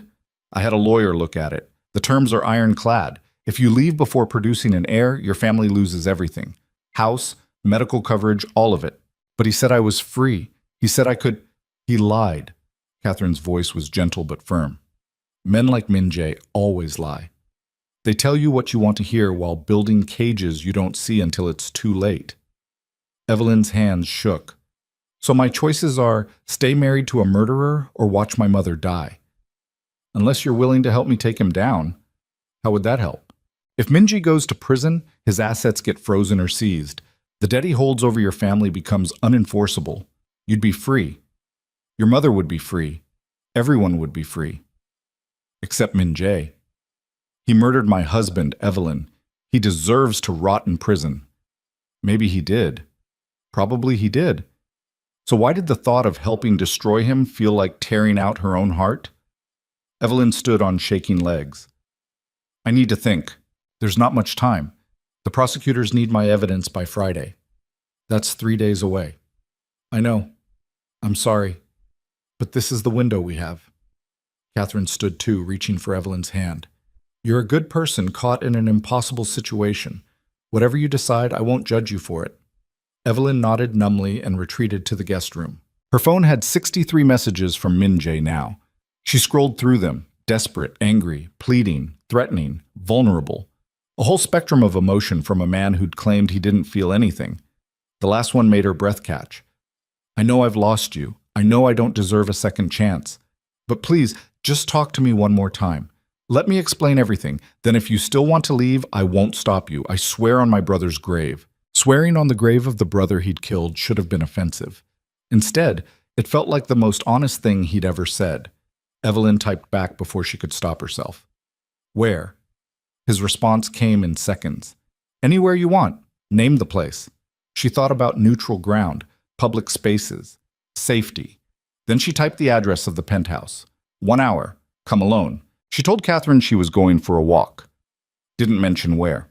The woman's concern was palpable, but she didn't push, just reminded Evelyn that she had a safe place to return to. The elevator ride up to the penthouse felt like ascending to her own execution. Evelyn's hand shook as she keyed in the code, pushed open the door. Min Jae stood at the window overlooking the city, exactly where she'd stood 2 nights ago, feeling lost and alone. He turned when she entered, and Evelyn's breath caught at the devastation in his face. He looked like he hadn't slept, hadn't eaten, hadn't done anything but wait for her to come back. You came, he said hoarsely. I said I would. I thought, his voice broke. I thought I'd lost you completely. You did. Evelyn stayed near the door, maintaining distance. I came to tell you that I know about the debt, about how you own everything my family owes, about the contract terms that trap me here. Min Jae's jaw clenched. Catherine told you. She's telling prosecutors everything. The evidence about Ji-hoon, your whole organization. It's over, Min Jae. I know. The admission shocked her. You know? I've known she was building a case for months.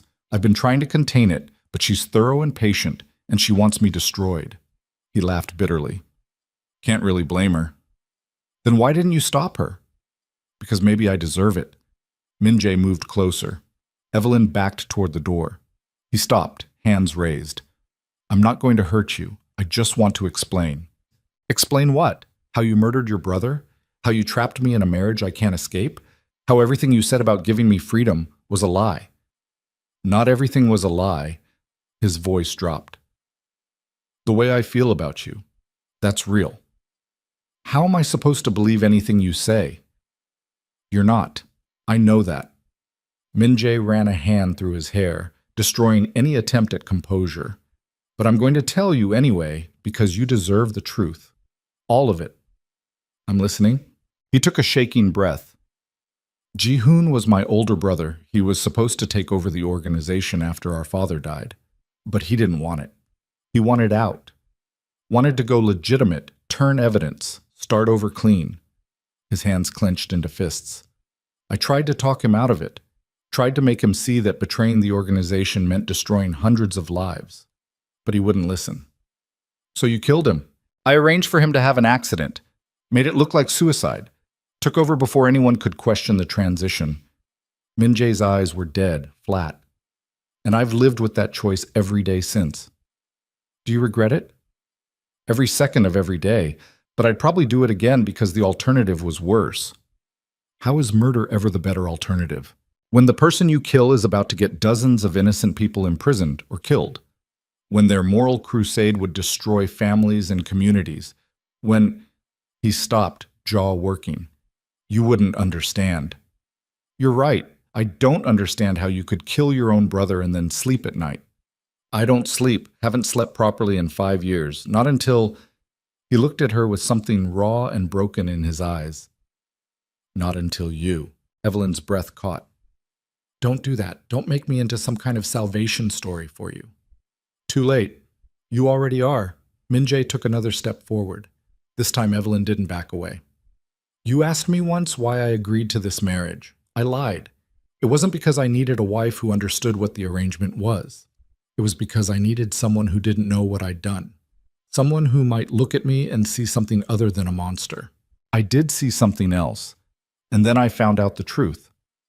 And now you see me for what I really am. A murderer who trapped me in a marriage I can't escape.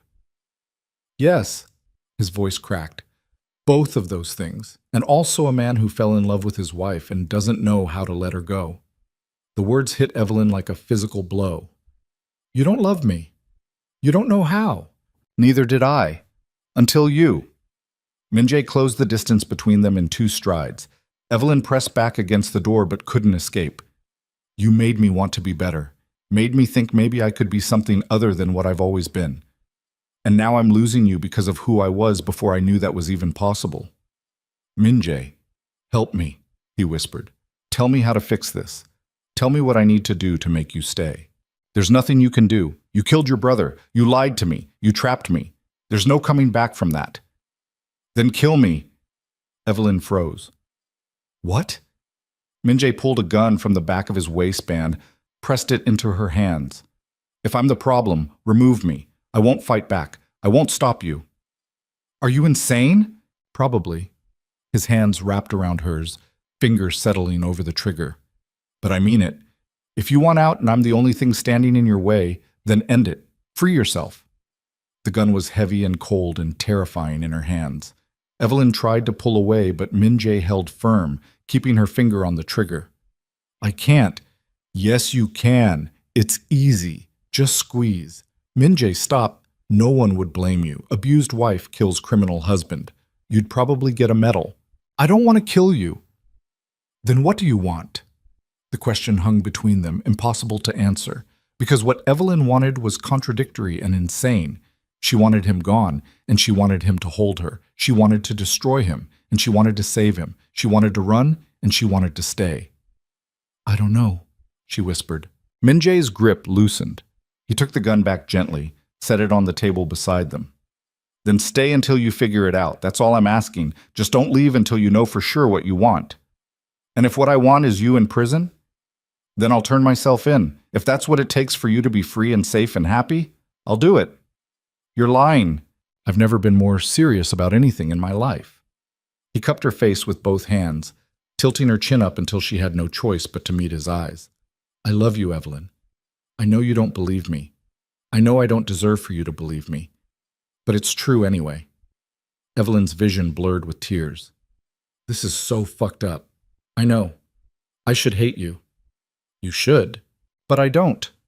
The admission tore out of her like a confession. I don't hate you, and that makes me hate myself. Don't. His thumb brushed away tears. Don't hate yourself for being human, for having feelings that don't make sense, for being complicated. What am I supposed to do, Min-jae? Catherine has evidence that will destroy you. My family's debt is tied to you. I can't stay, and I can't leave. There's a third option. What? His hands dropped from her face. He stepped back, expression shifting to something cold and calculating that she recognized from their first meeting. I can make Catherine's evidence disappear, he said. I can release your family's debt. I can free you from every trap I've built. He paused. And then you can choose whether to stay or go based on what you actually want, not what you're forced into. Evelyn stared at him. You'd do that? If it meant you stayed because you wanted to, not because you had to? Yes. Even if I choose to leave? Even then. His smile was sad and broken. I told you once that you had more power than you realized. This is me proving it. What about Catherine? If her evidence disappears, she'll know I'm responsible. She might come after me some other way. But without the documentation, prosecutors won't touch me. I'll survive. And your brother? Justice for him? Min-jae's expression shuddered. There is no justice for what I did. Just consequences I'll live with forever. Evelyn's mind raced. If Min Jae did what he promised, released her family, destroyed the evidence, freed her from every obligation, then she'd have real choice for the first time since this started. She could leave. She could divorce him, go back to school, rebuild a normal life. She could forget the past month ever happened. But looking at him now, at the broken, desperate man offering to destroy his own safety net just to give her freedom, Evelyn realized with stunning clarity that she didn't want to forget. She wanted him. Broken, violent, complicated him. If you do this, she said slowly, if you give me real freedom to choose, then I need you to promise me something. Anything. No more lies. No more secrets. No more trapping me in agreements I don't understand. If I stay, it has to be as equals. You want me to treat a marriage to a mafia boss as an equal partnership? Yes. Min Jae laughed, short and surprised and genuine. That's insane. So is everything about this situation. Fair point. He moved closer again, slower this time, giving her space to refuse. If I do this, if I give you everything you're asking for, will you stay? Evelyn's heart hammered against her ribs. This was it. The moment where she decided who she was going to be. The smart choice was to say no. To let him free her and then run as far away as possible from this life. But Evelyn had been making smart choices her whole life, and it had led her to selling herself to save her family. Maybe it was time to make a stupid choice. Maybe it was time to choose the dangerous thing. Ask me again in a week, she said. After you've done everything you promised, then I'll give you my answer. Min Jae's eyes searched her face. Whatever he saw there made something like hope flicker across his expression. 1 week, he agreed, and then you decide. He kissed her forehead gently, like she was something precious he was terrified of breaking. Evelyn closed her eyes and prayed she wasn't making the worst mistake of her life. But deep down, she already knew the answer she was going to give him. She just needed 7 days to figure out if she could live with. She just needed 7 days to figure out if she could live with the choice she was about to make. Min Jae moved that same night. Evelyn watched from the penthouse window as black cars arrived and departed in careful intervals. Men in dark suits carrying boxes and hard drives and everything Catherine had spent 5 years collecting. He made calls in 3 different languages, his voice never rising above conversational level, but carrying the weight of absolute authority. By midnight, Catherine Park's evidence had ceased to exist. It's done, Min Jae said, joining Evelyn at the window. He looked exhausted, shadows carved deep under his eyes. Every document, every recording, every photograph, gone. She'll know it was you. Let her. Without proof, she's just a widow with a grudge. He pulled out his phone, showed Evelyn a legal document. And this is the release for your family's debt, signed, notarized, filed with the courts. They owe me nothing. Evelyn's hands shook as she took the phone. The paperwork looked legitimate. Every dollar her family owed, marked as paid in full with no obligation to repay. Why? She whispered. Because I meant what I said. You deserve to choose freely. And if I choose to leave? Min Jae's jaw clenched. Then you leave. Just like that? Just like that. He took the phone back, pocketed it. Though I'm hoping you won't. The vulnerability in his voice made Evelyn's chest ache. This man who commanded criminal empires and ended lives with phone calls was standing in front of her asking, not demanding, not threatening, asking her to stay. I need time, she said. Well, you have a week. I won't pressure you. He kept his word. For the next 6 days, Min Jae maintained careful distance. He slept in the guest room, ate breakfast before she woke up, left for work early and came home late. The few times they crossed paths, he was unfailingly polite and completely guarded, like they were strangers sharing an elevator instead of a married couple. Evelyn spent those days thinking. She called her mother, who was responding well to treatment and talking about the future with an optimism that had been absent for months. She walked through Central Park and tried to imagine what her life would look like if she left. Going back to Columbia, maybe, finishing her degree. Getting a normal job. Dating normal men who didn't have bodies buried in their past. The future looked safe and boring and utterly empty. On day 4, Catherine called. You're still there, she said without preamble. At the penthouse. With him. How do you know where I am? I've been keeping tabs, making sure you're safe. Catherine's voice was tight with barely controlled anger. All my evidence is gone, Evelyn. 5 years of work. Vanished overnight. I know. Did you tell him? Did you warn him? He already knew. He's known for months that you were building a case. And he destroyed it to keep you. Catherine laughed bitterly. He murdered my husband and he gets to keep his wife. How is that fair? It's not. So leave him. Help me build a new case. We can start over. Evelyn closed her eyes. I can't. Why not? Because I don't want to. The silence on the other end was deafening. You're in love with him, Catherine said finally, with the man who killed his own brother. I don't know what I am, but I know I'm not interested in destroying him anymore. Then you're a fool. The line went dead. Evelyn stared at her phone and wondered if Catherine was right. Day 5 brought a delivery, a small box with no return address. Inside was a USB drive and a note in handwriting Evelyn didn't recognize. You should see this before you decide. A friend. She plugged the drive into her laptop with shaking hands. It contained a single video file dated 3 weeks before her wedding. The footage was grainy security camera quality, showing Min Jae in what looked like a warehouse. He stood in front of a man tied to a chair, face already bruised and bleeding. Evelyn's stomach turned. She should stop watching, should delete the file and pretend she'd never seen it. Instead, she pressed play.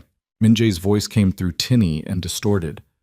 I'm going to ask you one more time. Who sent you? The man in the chair spat blood. Fuck you. Min Jae moved faster than the camera could track. His fists connected with the man's jaw, snapping his head back violently. Wrong answer. What followed was 5 minutes of systematic professional violence. Min Jae didn't rage or lose control. He worked methodically, asking questions and delivering punishment when he didn't get answers. By the end, the man was sobbing and begging and giving up names. Min Jae nodded to someone off camera. Get him to the hospital. Make sure he survives. The video ended. Evelyn sat in the empty penthouse and tried to reconcile the man in that footage with the one who'd held her gently in the Maldives. They were the same person. Both versions were real. The question was whether she could love one without accepting the other. Her phone buzzed. Text from an unknown number. There are dozens more videos like that one. Your husband is a monster. Save yourself while you still can. Evelyn blocked the number and deleted the video file. Then she sat down and made a list.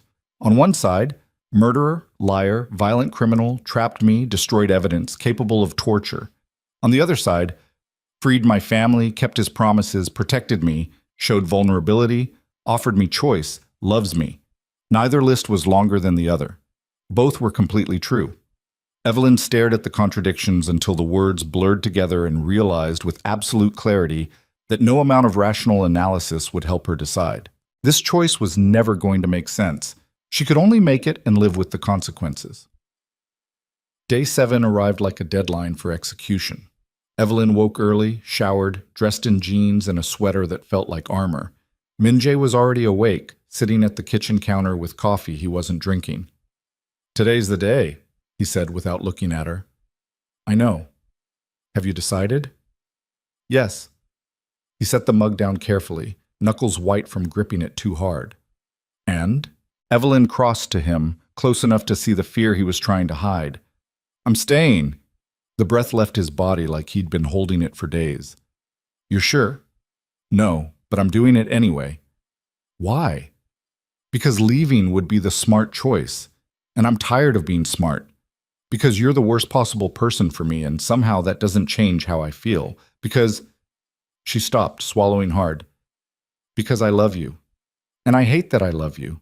But I do. Min Jae's hand came up to cup her face, trembling against her skin. You have no idea what you're signing up for. Then show me. No more secrets. No more half-truths. If I'm staying for all of it. Evelyn, I mean it. I want to know everything, what you do, how your organization works, all of it. That's dangerous. So is loving you. I'm doing it anyway. Something broke in Min Jae's expression, relief and terror and desperate hope all at once. He pulled her into a kiss that tasted like coffee and promises neither of them could guarantee they'd keep. When they broke apart, Evelyn was breathless and shaking. I need you to understand something, Min-jae said quietly. The world I live in doesn't forgive weakness. If people think you're a liability, they'll come after you. If they think you're my weakness, they'll use you against me. Then teach me not to be a liability. That's not how this works. Then make it how it works. Evelyn pulled back to look at him fully. You said I had power. Prove it. Make me your partner, not your possession. Min-jae studied her for a long moment. You have no idea what you're asking. So explain it to me. He took her hand, led her to his office. The room was all dark wood and expensive furniture, dominated by a desk that probably cost more than a car. Min-jae pulled out a file, spread photographs across the polished surface. This is the Kozlov family, Russian mafia operating out of Brighton Beach. They've been pushing into territory we control for the past 6 months. He pointed to a man with a scarred face. Viktor Kozlov, second-generation Bratva, stupid enough to think he can take what's mine. What does he want? Our shipping routes, our distribution networks, control of the ports. Min-jae's jaw tightened. He's been making moves, testing boundaries. Last week, 3 of our warehouses were hit, products stolen, 2 men killed. Evelyn's stomach clenched. What are you going to do? End it, permanently. Meaning kill him. Meaning send a message that can't be misunderstood. When? Tomorrow night. There's a meeting scheduled. Neutral ground. We're supposed to negotiate territory. His eyes met hers. We won't be negotiating. You're going to ambush him. I'm going to make sure he never threatens my people again. Evelyn's hands shook. And you want me to know this? Why? Because you said no more secrets. This is what my life looks like. What our life looks like now. Min-jae gathered the photographs, slid them back into the file. I have enemies who want me dead. Competitors who want what I have. Law enforcement who wants me in prison. Every day is a calculation of risks and rewards and how much violence is necessary to maintain control. That's terrifying. Yes. And you want me to accept it. I want you to understand it, to know what you're choosing when you say you're staying. Evelyn thought about the video she'd deleted, the evidence Catherine had gathered, the widow who'd warned her to run. What if I ask you not to kill him? She said quietly. Min-jae went very still. What? Viktor Kozlov, what if I ask you to find another way? There is no other way. He's killed my men, stolen my property. If I show mercy now, every other organization will see weakness. Or they'll see strength. It takes more courage to choose restraint than violence. This isn't the Maldives, Evelyn. I can't just stop because you asked nicely. Why not? You stopped with Logan Pierce. Logan was a spoiled civilian who grabbed your wrist. Victor is a professional criminal who's declared war on my organization. They're not comparable. They are if the principle is the same. You said I have power. I'm using it to ask you not to become a murderer again. Min-jae's hands curled into fists. I'm already a murderer, multiple times over. Then don't add another body to the count.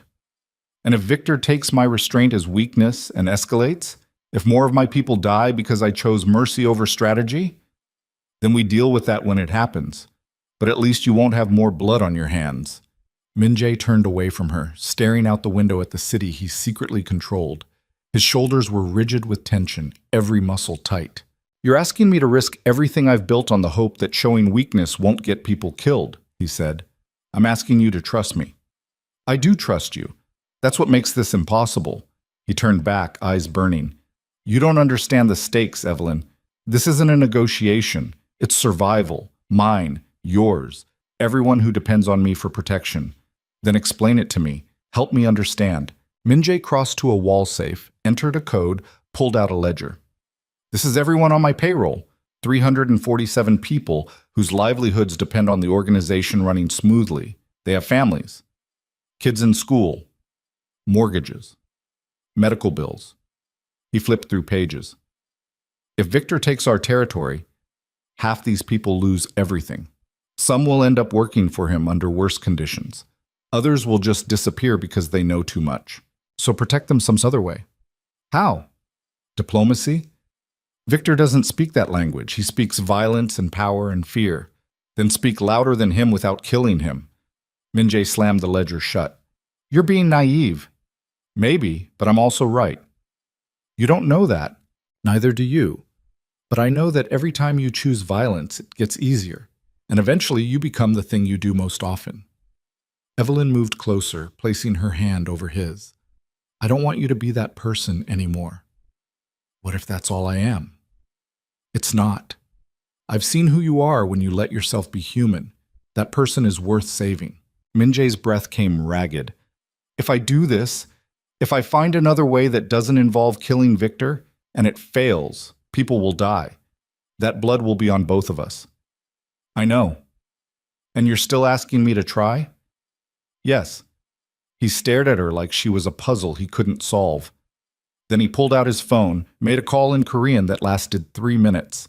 When he hung up, his expression was carefully neutral. I've authorized a different approach, he said. We'll offer Victor a compromise. Split the disputed territory. Establish clear boundaries. If he refuses or violates the agreement, then we escalate. Thank you. Don't thank me yet. This could go very wrong. But it might go right. You're an optimist, and you're a pessimist. Maybe we balance each other out. Min-jae pulled her into his arms, resting his chin on top of her head. I hope you're right, because if you're wrong, we'll both pay for it. Evelyn held him and tried not to think about all the ways this could backfire. The next 36 hours were tense. Min-jae prepared for the meeting with Victor like a general planning a battle. Multiple contingencies, backup plans, security protocols. Evelyn watched him work and saw the weight of responsibility that came with controlling an organization this size. You could walk away from all of this, she said one evening while he reviewed security footage. And do what? I don't know, something legal, start over. Min-jae's laugh was bitter. Men like me don't get fresh starts. We get prison or early graves. Or we get wives who convince us there's a third option. And what option is that?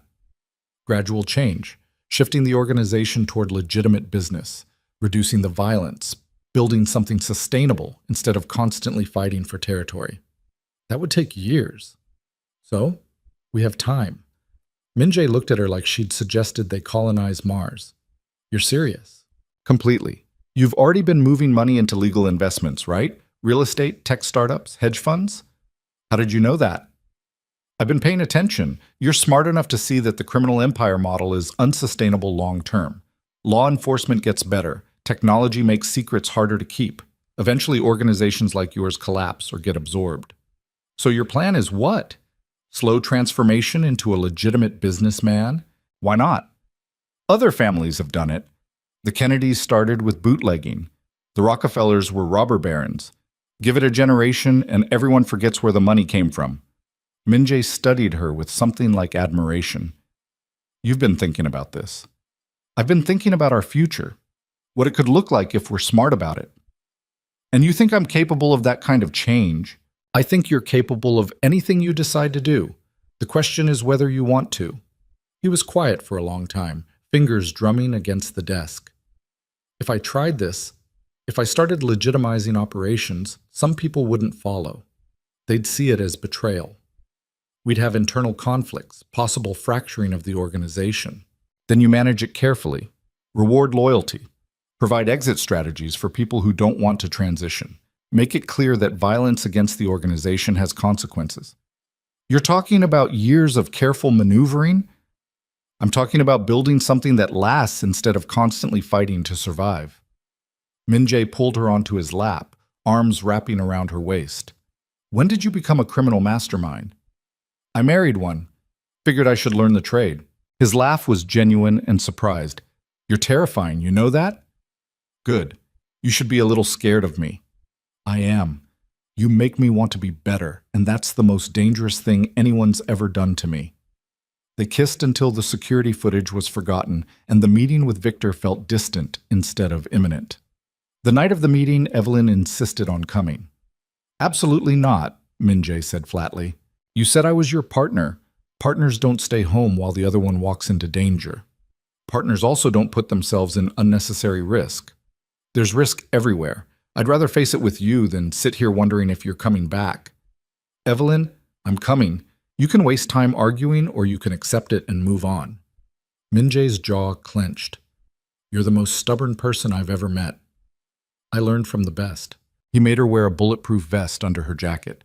assigned 2 personal bodyguards who looked like they could bench press cars, gave her a panic button connected directly to his security team. "If anything goes wrong, you run," he said while they drove to the meeting location. "Don't argue, don't try to help, just run. What if something happens to you? Then you run faster." The meeting was set at a restaurant in Brighton Beach that Victor's family owned. Neutral ground in theory, though Evelyn suspected neutrality was a fiction both sides were pretending to believe.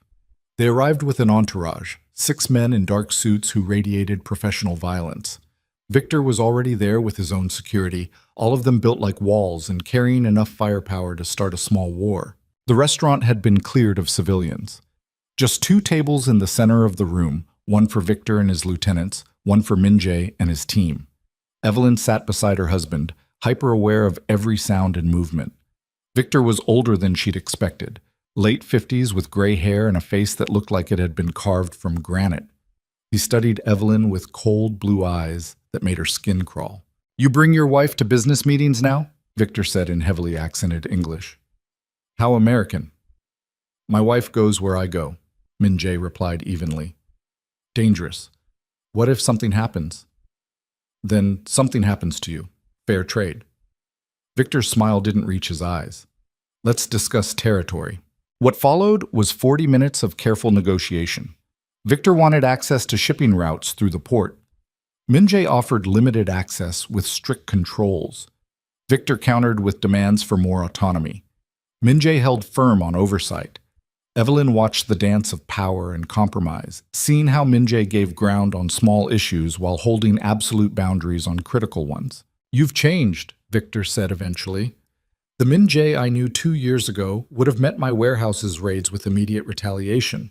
Bodies would have been found, messages sent." He leaned back in his chair. "But you're negotiating. Why?" Min-jae's hand found Evelyn's under the table, squeezing once. "Because I'm building something sustainable, and sustainable businesses don't run on corpses." "Weak," Victor spat. "You've gone soft." "I've gotten smart. There's a difference." "Is there?" Victor's eyes slid to Evelyn. "Or did your pretty American wife convince you that criminals can become respectable?" The temperature in the room dropped. Min-jae's bodyguard shifted, hands moving closer to weapons. Victor's men did the same. Evelyn felt her heart hammering but kept her expression neutral. "Careful," Min-jae said quietly. "You're close to making this personal." "Maybe I want it to be personal. Maybe I'm tired of playing nice with a man who's forgotten what power actually means." "I haven't forgotten anything. I'm choosing strategy over ego." "You're choosing weakness." Victor stood up. "The deal is off. I'll take what I want the old-fashioned way." "Sit down, Victor." "Or what? You'll negotiate me to death?" Min-jae's expression went completely cold, the mask of civilization dropping away to reveal something ancient and violent underneath.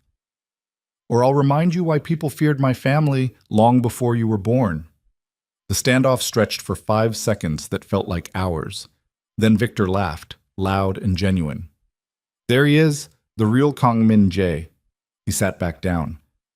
"I was starting to worry you'd lost your spine completely." "Never. I just prefer using my brain first." "Smart man." Victor pulled out a document. "Here's what I want. Real terms. No more dancing around." They negotiated for another hour. By the end, they had a framework. Victor got limited port access in exchange for staying out of Min-jae's primary territories. Violations would be handled through arbitration first, violence as last resort. It wasn't perfect, but it was functional. Victor signed first, then Min-jae. They shook hands like civilized men instead of criminals who'd been minutes from war. "Your wife has balls," Victor said to Evelyn directly. "Coming here, sitting through this without flinching." "Thank you," Evelyn managed. "Don't thank me. It's not a compliment. Women with balls end up dead in our world." "Then maybe it's time for a different world," she shot back before she could stop herself. Victor's eyebrows rose. Then he laughed again. "I like her. She's either very brave or very stupid." "Both," Min-jae said dryly. "It's terrifying." They left the restaurant with the deal intact and no bloodshed. Evelyn didn't realize she'd been holding her breath until they were back in the car. "You did it," she said. "You negotiated instead of fighting. Don't celebrate yet. Victor will test the boundaries, see if I really meant it about arbitration first. But you didn't kill him. Not tonight. Tomorrow might be different. Minji, I'm joking. His hand found hers. Mostly. Back at the penthouse, adrenaline caught up with both of them. Minjae poured whiskey they didn't drink. Evelyn paced the living room trying to process everything that had happened. That was the most terrifying thing I've ever done, she said finally. You held up better than some of my men. I was faking it. So was I. Minjae caught her mid-pace, pulling her against him. You were right about finding another way. It worked. This time. This time is all we have. We'll worry about next time when it comes. They made it to the bedroom in a tangle of desperate kisses and fumbling hands. Fear and relief transformed into something physical, urgent, necessary. Minjae stripped her clothes like they were on fire, mouth and hands everywhere at once. Evelyn gave as good as she got, nails raking down his back, teeth catching his lip hard enough to draw blood. It wasn't gentle or romantic. It was raw and messy and real. Two people who'd walked through danger together and needed to prove they were still alive. Afterward, they lay twisted in sheets, breathing hard, covered in sweat and bite marks. I love you, Minjae said into the darkness, even though it's the stupidest thing I've ever done. I love you too, for the same reason. We're a disaster. Probably. But we're our disaster. Evelyn turned to face him, tracing the dragon tattoo on his chest. Promise me something. What? That we'll keep trying, to be better, to build something real instead of just surviving. I promise. His hand covered hers. As long as you promise to keep calling me on my bullshit. Deal. They fell asleep wrapped around each other, the future uncertain but facing it together. Morning came with Minjae's phone ringing at 6 a.m. He answered with a string of Korean that sounded increasingly angry. Evelyn sat up, pulling the sheet around herself. What's wrong? Minjae's face had gone pale. Victor's dead. Shot outside his apartment 3 hours ago. Her stomach dropped. What? Someone killed him. Professional hit, multiple shooters. Minjae was already getting dressed, moving with controlled fury. Every Bratva cell in the city is going to think I did it. But you didn't. Doesn't matter. We signed a deal yesterday. He's dead today.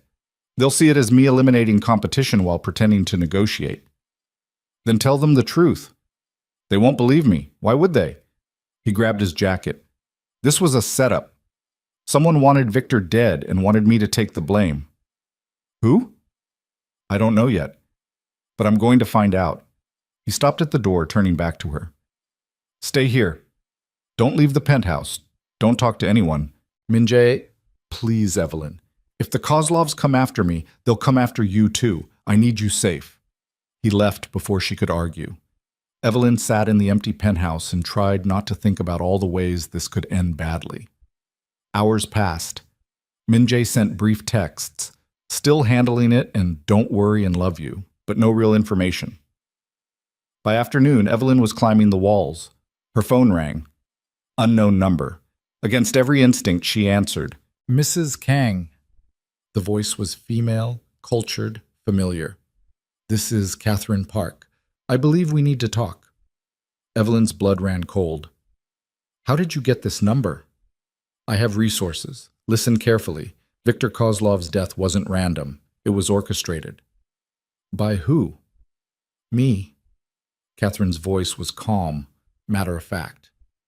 I paid professionals to kill him and frame your husband for it. By tomorrow, the Kozlovs will have started a war that will destroy everything Minjae has built. Evelyn couldn't breathe. Why are you telling me this? Because you still have time to walk away, to save yourself before it all comes crashing down. Minjae destroyed my evidence, but he can't stop bullets. The Kozlovs will kill him, and if you're standing next to him when it happens, they'll kill you too. You're insane. I'm determined. There's a difference. Catherine paused. I'm giving you one chance, Evelyn. Leave now. Disappear.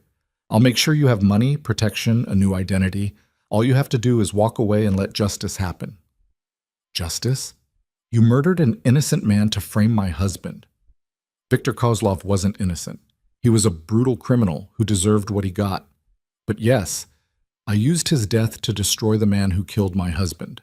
I call that justice. Evelyn's hands shook. I'm not leaving him. Then you're a fool. And you'll die a fool's death. The line went dead. Evelyn stared at her phone, mind racing. Catherine had orchestrated Victor's death. The Kozlovs would blame Min Jae. War was coming, and Min Jae had no idea who his real enemy was.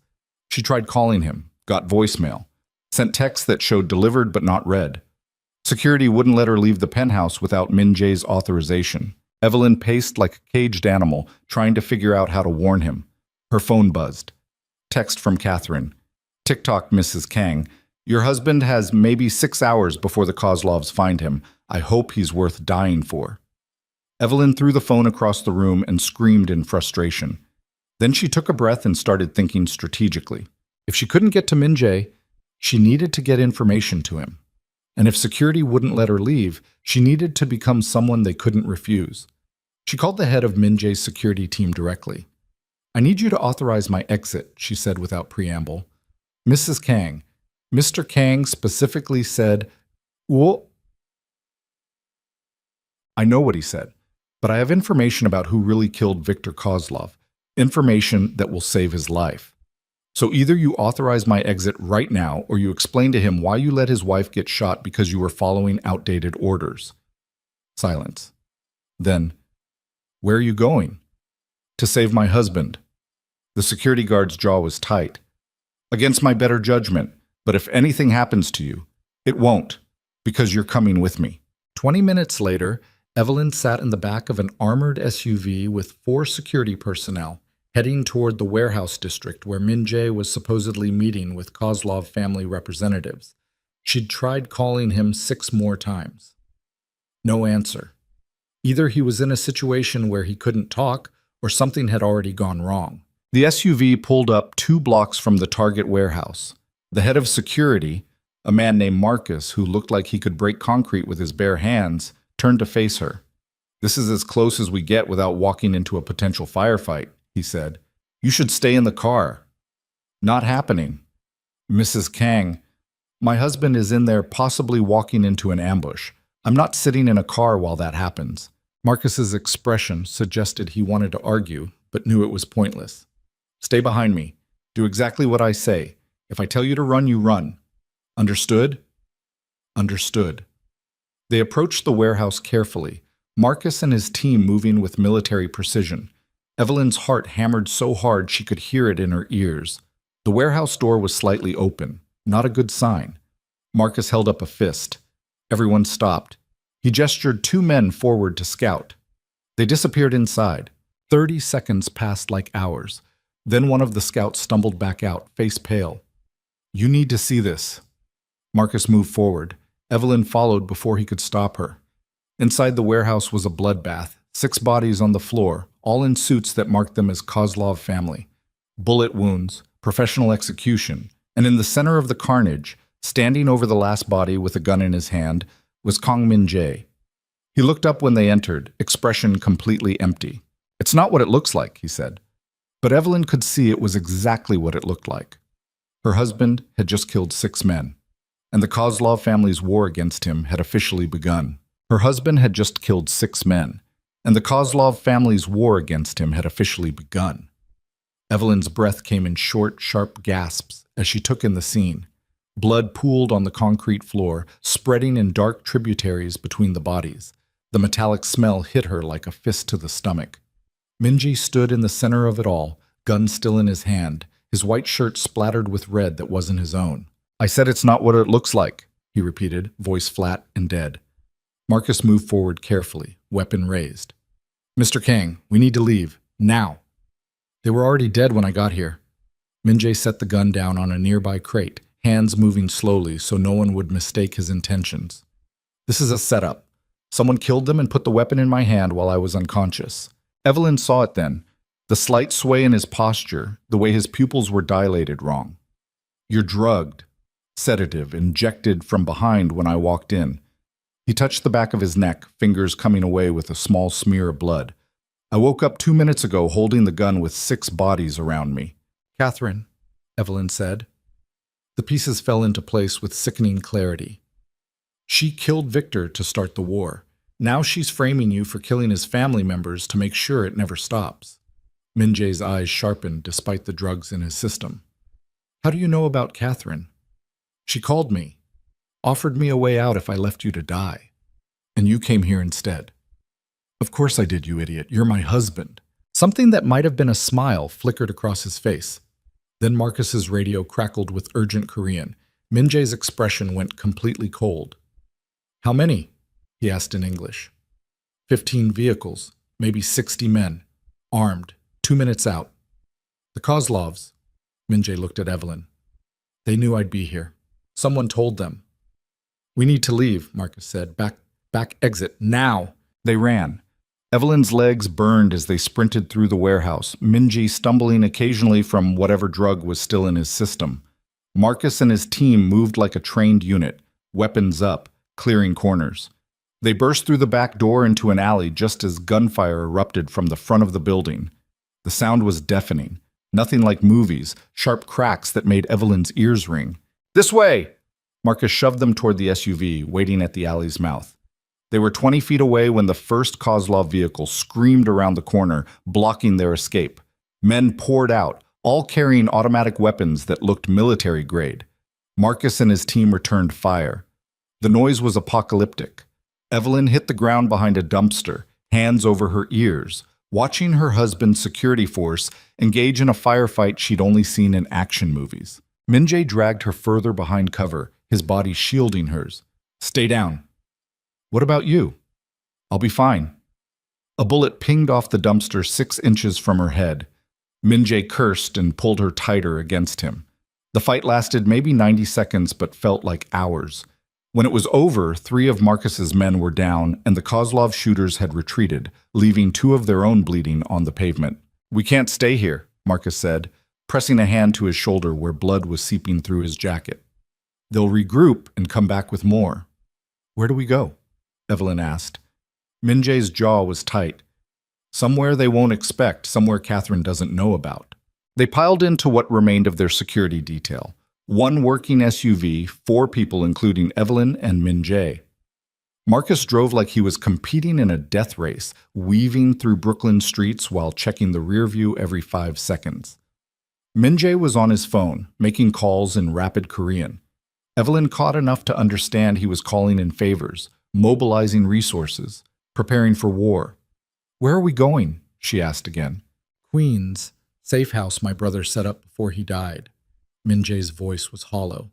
Only 3 people knew about it, Ji-hoon, me, and his wife. Catherine knew? Not unless he told her, and he wouldn't have. It was his escape plan if everything went wrong. The safe house was a modest 2-story in a neighborhood that could have been anywhere in Middle America. Chain-link fences, small yards, the kind of place where no one asked questions as long as you didn't make noise.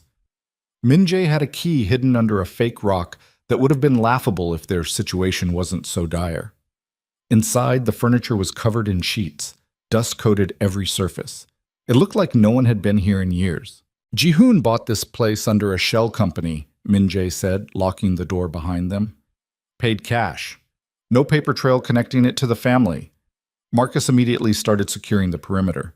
The other guard, a young guy named Chen who looked barely out of his 20s, checked the windows while trying not to stare at the blood on his hands from the firefight. Evelyn sank onto a sheet-covered couch, adrenaline crash hitting her like a truck. Her whole body shook.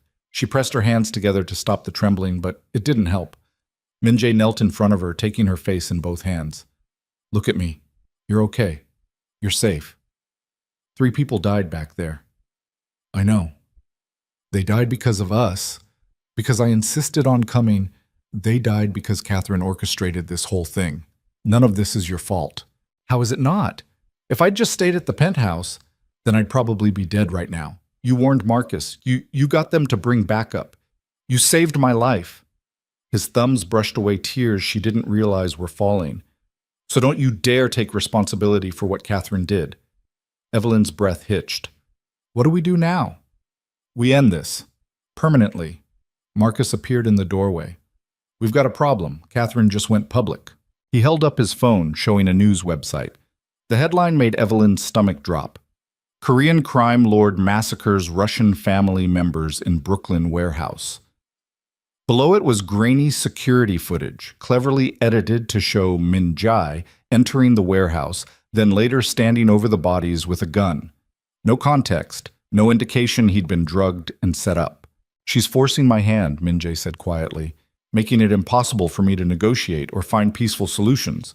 Either I fight the Kozlovs and probably die, or I surrender to law enforcement and spend the rest of my life in prison." "There has to be a third option," Evelyn said. "If there is, I don't see it." Evelyn's mind raced through possibilities, each one worse than the last. Catherine had planned this too well. Every avenue of escape led to Min Jae's destruction. Unless... "What if we give her what she wants?" Evelyn said slowly.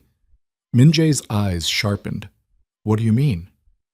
"She wants justice for Ji-hoon.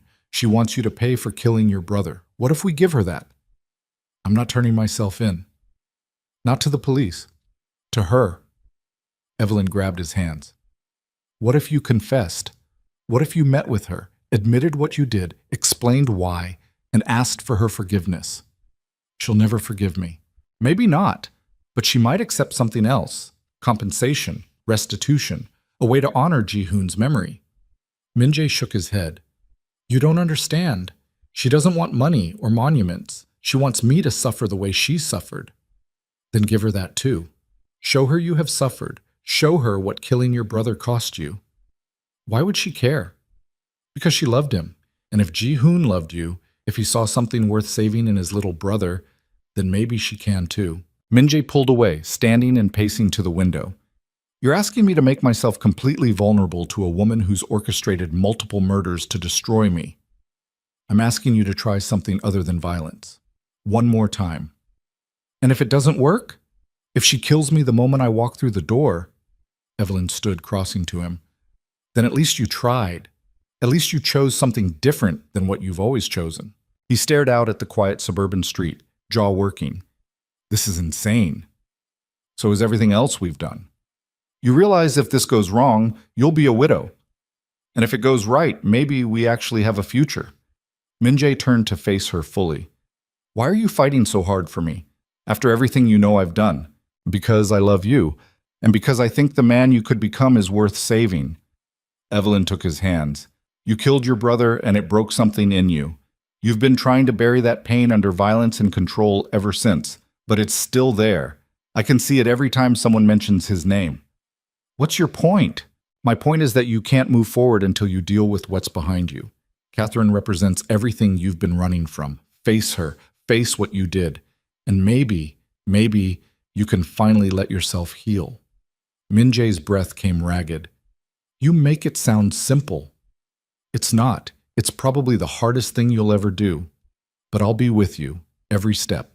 He pulled her into a kiss that tasted like fear and desperation, and something that might have been hope. When they broke apart, his forehead rested against hers. "If we're doing this, we're doing it right," he said. "No weapons. No backup waiting to ambush her. Just me, walking in and taking whatever consequences she decides I deserve." "I'm coming with you." "Absolutely not." "Not negotiable. Where you go, I go." "Evelyn, we're partners, remember? Or were you lying about that too?" His laugh was strained. "You're going to get us both killed." "Probably, but we'll die trying to do the right thing. That's more than most people in your world can say." Min Jae looked at Marcus. "Set up a meeting with Catherine Park. Neutral location. Tell her I want to talk about Ji-hoon." "Sir, that's..." "Suicide, I know. Do it anyway." Marcus made the call while Min Jae and Evelyn sat together on the dusty couch, hands intertwined, waiting to hear if Catherine would even agree to meet. She did. 2 hours later, they stood outside a small cafe in Manhattan, the same neighborhood where Evelyn had first met Min Jae for dinner before their wedding. The irony wasn't lost on her. Catherine sat at a table in the back, looking calm and composed like she hadn't orchestrated multiple murders in the past week. She stood when they approached. "You came," she said. "I half expected you to send assassins instead." "I'm done with assassins," Min Jae said. "I'm done with all of it." "Convenient timing, now that you're cornered." "Yes, now that I'm cornered." He gestured to the empty chairs. "Can we sit?" Catherine's eyes narrowed, but she nodded.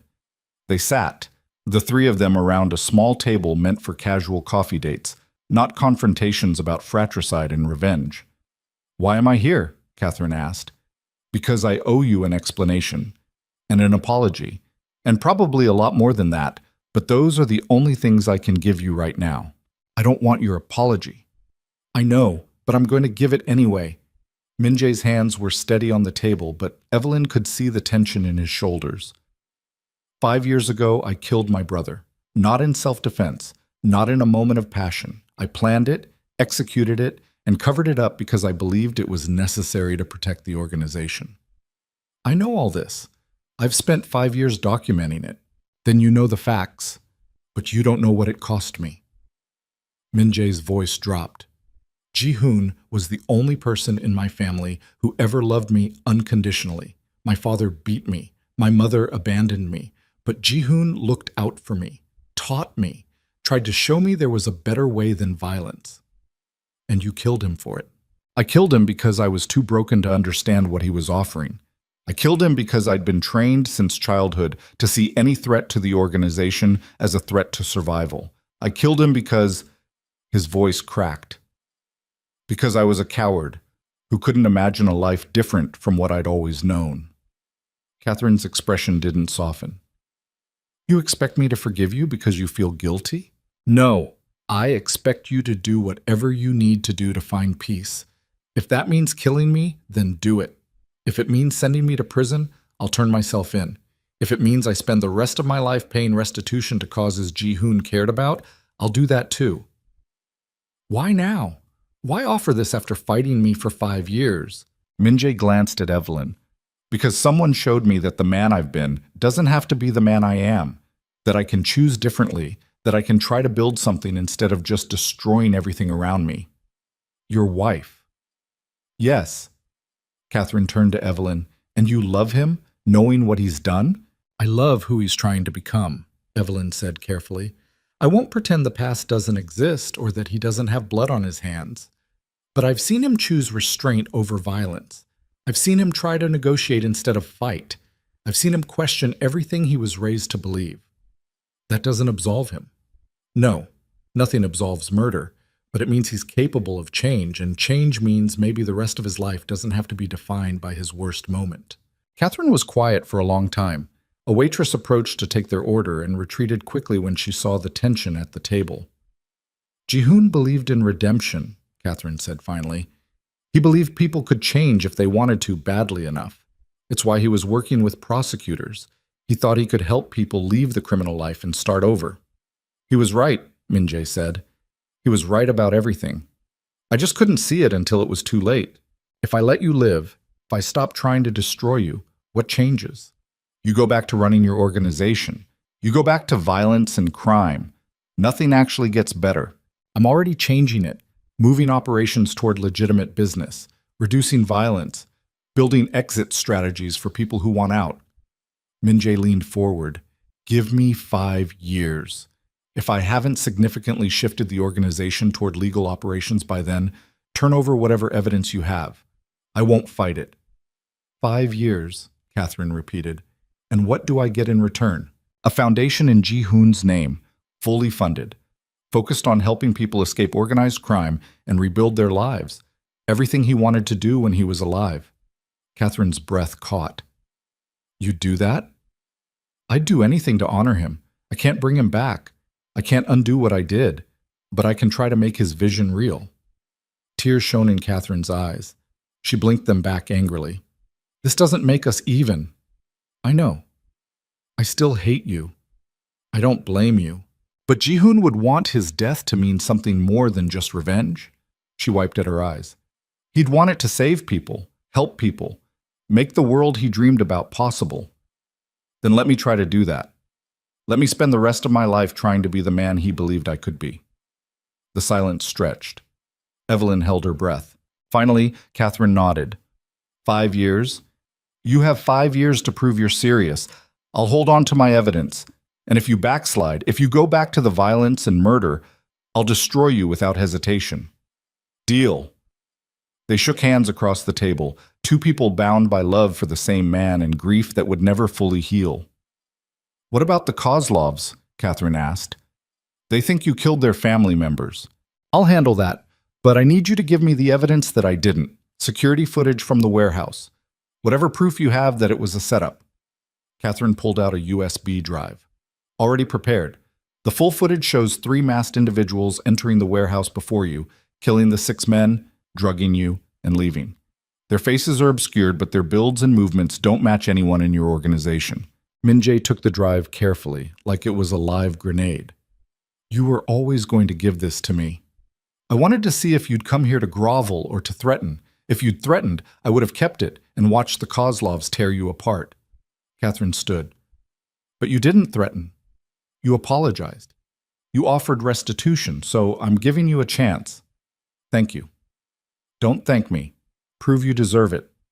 She left without another word, disappearing into the Manhattan crowd. Evelyn let out a breath she'd been holding for what felt like hours. That actually worked. Don't celebrate yet. We still have to convince the Kozlovs I didn't kill their people. How do we do that? Min-jae looked at the USB drive. Carefully. Very carefully. The meeting with the Kozlov family took place 2 days later in the same restaurant where Min-jae had negotiated with Victor. This time, it was Victor's younger brother Alexei at the head of the table, a man in his 40s with cold eyes and a reputation for cruelty that made Victor look gentle by comparison. Min-jae came alone despite every instinct screaming at him to bring an army. Evelyn waited outside with Marcus and what remained of their security team, watching through tinted windows and praying this didn't end in another bloodbath. The conversation was tense. Alexei accused Min-jae of murdering his brother and 6 family members. Min-jae presented the USB drive. They watched the footage together on a laptop someone produced. Evelyn couldn't hear what was being said, but she saw Alexei's expression shift from fury to confusion to cold calculation. He watched the footage 3 times, zooming in on the masked figures, analyzing their movements. Then he stood up, offered Min-jae his hand, and they shook. When Min-jae emerged from the restaurant 40 minutes later, he looked exhausted but alive. What happened? Evelyn demanded the moment he was in the SUV. Alexei believes me. The footage was clear enough that he could see it was a professional setup. He's calling off the war and redirecting his anger toward finding whoever actually killed his people. Did you tell him it was Catherine? No, let him chase ghosts. Catherine's out of the game now. No reason to put her back in play. So it's over? The war? The revenge? All of it? For now. Min-jae pulled her against him, burying his face in her hair. For now, it's over. The next 6 months passed in a blur of transformation.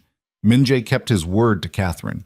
He established the Ji-hoon Kong Foundation with an initial endowment of $50 million, dedicated to helping people leave organized crime and rebuild their lives. Catherine served on the board, channeling her grief into something constructive. He began the slow, delicate process of legitimizing his organization's operations. Some people resisted, some left. A few had to be dealt with more firmly, but gradually the empire built on violence started shifting toward something that could exist in daylight. It wasn't clean, it wasn't easy. There were setbacks and compromises, and moments where Min-jae slipped back into old patterns. But Evelyn was there for all of it, calling him on his bullshit like she'd promised, refusing to let him take the easy path of violence when harder options existed. Evelyn went back to Columbia, finished her degree in economics with a focus on organizational transformation. Her thesis analyzed criminal enterprises that successfully transitioned to legitimate business, case studies in change that she was living in real time. Her mother's cancer went into remission. The experimental treatment Min-jae had paid for worked better than anyone expected. Evelyn's father found work again, something modest but honest. They never spoke about how close they'd come to losing everything. Some truths were too heavy to carry in conversation. On their first anniversary, Min-jae took Evelyn back to the Maldives. The same resort, the same villa where they'd first stopped pretending their marriage was just business. I have something for you, he said one evening as they sat on the deck watching the sunset over impossible blue water. He handed her a legal document. Evelyn scanned it, breath-catching. You're transferring ownership of the organization to a board, she said. Effective immediately. I'll still have influence and a seat at the table, but I won't have unilateral control anymore. Decisions will be made collectively, legally, with oversight and accountability. Min-jae, this is... The only way forward. Ji-hoon was right. One man with absolute power always becomes corrupted by it. I've been that man long enough. Evelyn set the documents aside and kissed him hard. I'm proud of you. Don't be proud yet. I still have years of work ahead. Then I'll be proud of you trying. They made love as the sun disappeared below the horizon, the villa lights coming on automatically, the ocean whispering against the stilts below. Everything felt full circle and brand new at the same time. Later, wrapped in sheets that probably cost more than Evelyn used to make in a month, Min-jae traced lazy patterns on her bare shoulder. I need to tell you something, he said quietly. Evelyn's stomach clenched. What? I'm selling the penthouse. Why? Because it's a monument to the man I used to be. Cold, impersonal, designed to intimidate. He propped himself up on one elbow, looking down at her. I want us to find a home together. Something we choose. Something that's ours, not mine. Where are you thinking? I don't know. Maybe upstate. Somewhere with trees and quiet. Somewhere we could raise... He stopped. Raise what? Min-jae's hand settled on her stomach, warm and possessive. A family. Eventually. If you want. Evelyn covered his hand with hers. I want. Not right now, but someday. Someday, he agreed. When we've built something stable enough to bring kids into. That's going to take years. Then we have time. They fell asleep wrapped around each other, the future uncertain but facing it together. 2 years after their wedding, the transformation was undeniable. Min-jae's organization had divested from most criminal operations, reinvesting in tech startups, real estate development, and green energy. The Ji-hoon Kang Foundation had helped over 300 people leave organized crime and start legitimate careers. There were still problems, still violence occasionally, still people who saw Min-jae's past and assumed his present, but the trajectory was clear. He was becoming something different than what he'd been. Catherine attended their second anniversary party, held at the foundation's headquarters. She and Min-jae would never be friends, but they'd found a way to coexist. She could see Ji-hoon's vision coming to life, and that was enough. He would have liked you, Catherine told Evelyn during a quiet moment. Ji-hoon? Yes, he always said his brother needed someone brave enough to challenge him, someone who wouldn't accept violence as the only answer. Catherine's smile was sad but genuine. You're exactly what Min-jae needed. I'm what we both needed, Evelyn corrected. He saved me too. How? Showed me I was stronger than I thought, that I could survive impossible situations, that I could choose love, even when it didn't make sense. Evelyn looked across the room to where Min-jae was talking with Foundation staff, smiling in a way that still surprised her. We saved each other. 3 years in, Evelyn discovered she was pregnant. She told Min-jae at their house upstate, a renovated farmhouse with land and gardens and enough space to breathe. He cried when she showed him the positive test, which might have been the second time she'd seen him cry. The first had been at Ji-hoon's grave when he'd finally let himself grieve properly. Are you sure you want this? He asked, hands shaking as he held the test. Want a child with me? I'm sure. Are you? Terrified, but yes.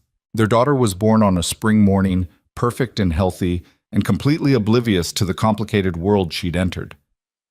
They named her Hope, a name that meant something to both of them after everything they'd survived.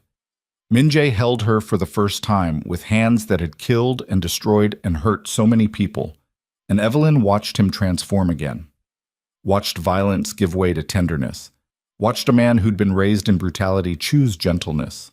She'll never know that version of me, he said quietly, while Hope slept in his arms. The man I was before you. Maybe that's okay. Maybe people get to have second chances. Do they deserve them? I don't know, but I know you've earned yours. 5 years after their wedding, the deadline Catherine had set, Min-jae's organization was 70% legitimate. The remaining 30% was being phased out carefully to avoid creating power vacuums that other criminals would fill violently. Catherine showed up at their house unannounced one autumn afternoon. Evelyn invited her in, made tea, tried not to show her nervousness. I'm returning this, Catherine said, setting a sealed envelope on the kitchen table. The evidence I kept, all of it. Min-jae stared at the envelope. Why? Because you kept your promise. The foundation is thriving. Your organization has changed. You've changed. She paused. And because holding on to this was holding on to hate. I'm tired of hating you. I don't expect forgiveness. Good. Because I'm not offering it, but I am offering peace. The chance to move forward without destroying each other. I'll take it. They shook hands across the table where Evelyn and Min-jae ate breakfast every morning, where they planned their future, where they taught Hope to eat solid food. After Catherine left, Min-jae took the envelope to the fireplace and burned it without opening it. You should have looked, Evelyn said. Made sure it was really the evidence. Doesn't matter. If she kept copies, she'll use them if I give her reason to. If she didn't, then it's truly over. He wrapped his arms around her from behind, chin resting on her shoulder. Either way, I choose to trust her. When did you become such an optimist? When I married a woman crazy enough to believe I could change. 7 years after their wedding, Evelyn stood in front of Columbia's graduating class and delivered the commencement speech. She talked about impossible choices and the courage to choose love over fear, about transformation and second chances, and the slow, difficult work of becoming better than who you were. Min-jae sat in the audience with Hope on his lap, both of them beaming with pride.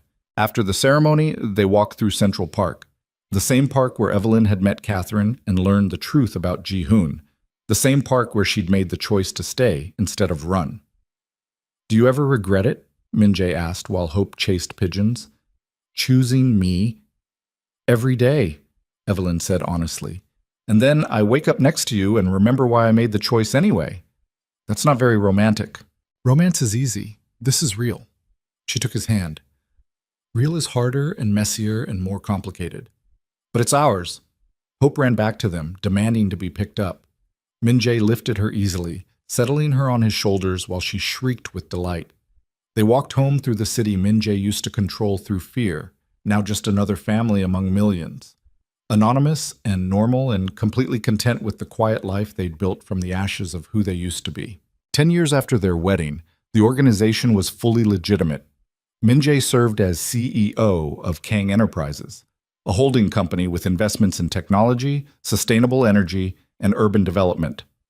The criminal empire that had defined his family for 3 generations had been transformed into something legal and ethical and profitable. The Ji-hoon Kang Foundation had helped over 2,000 people leave organized crime. Catherine ran it full-time, channeling all her energy into making her late husband's dream real. Evelyn published a book about organizational transformation, using anonymous case studies that were thinly veiled versions of Min-jae's journey. It became required reading in business schools and criminal justice programs.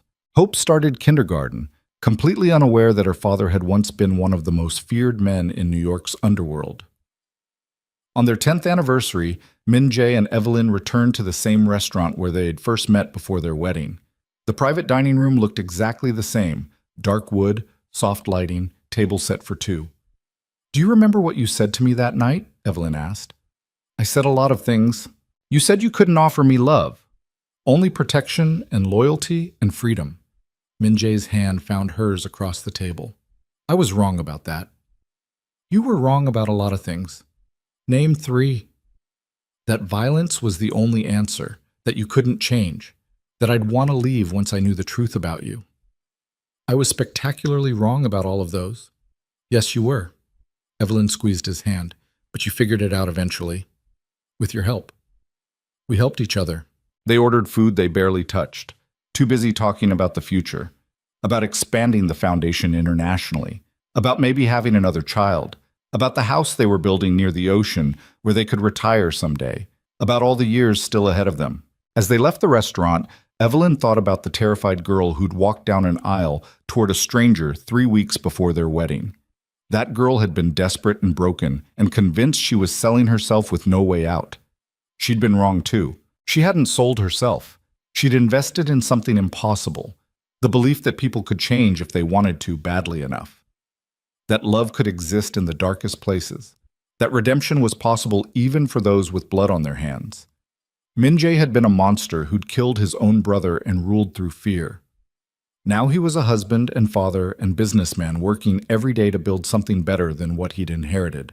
The transformation hadn't been clean or easy or complete. He still had moments where the old Min Jae surfaced, cold and calculating and dangerous. But those moments were rare now, and Evelyn was always there to call him back. They walked through the city hand in hand, two people who'd found each other in impossible circumstances and somehow made it work anyway. "I love you," Min Jae said, as they waited for a light to change. "I know." "That's it? No, I love you too?" Evelyn looked up at him, this man who'd terrified her and saved her and changed everything about her life. "You already know I love you. I chose you when I could have walked away. I stayed when Catherine gave me an out. I built a life with you when everyone said I was crazy." So?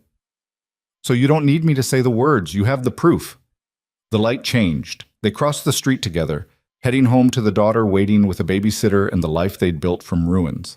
And if anyone had told Evelyn 10 years ago that she'd find happiness with a Korean mafia boss who'd murdered his own brother, she would have thought they were insane. But that was before she learned that people were more than their worst moments. That change was possible if you wanted it badly enough. That love could exist in the spaces between violence and peace, between past and future, between who you were and who you chose to become. Min Jae had chosen to become someone better. Evelyn had chosen to believe he could. And together, they'd built something neither of them could have created alone. Not a fairy tale, not a love story without complications, but a real partnership between two broken people who'd found a way to be whole together. And that was more than either of them had dared to hope for when they'd stood at an altar and promised forever to a stranger. The Korean mafia boss who once ruled through fear alone had discovered something stronger than power. And Evelyn Carter, the desperate girl who'd sold herself to save her family, had found the courage to choose love even when it made no sense. Years later, when Hope asked how her parents met, they told her a simplified version: a marriage arrangement between families, a slow discovery of genuine affection, a decision to build a life together.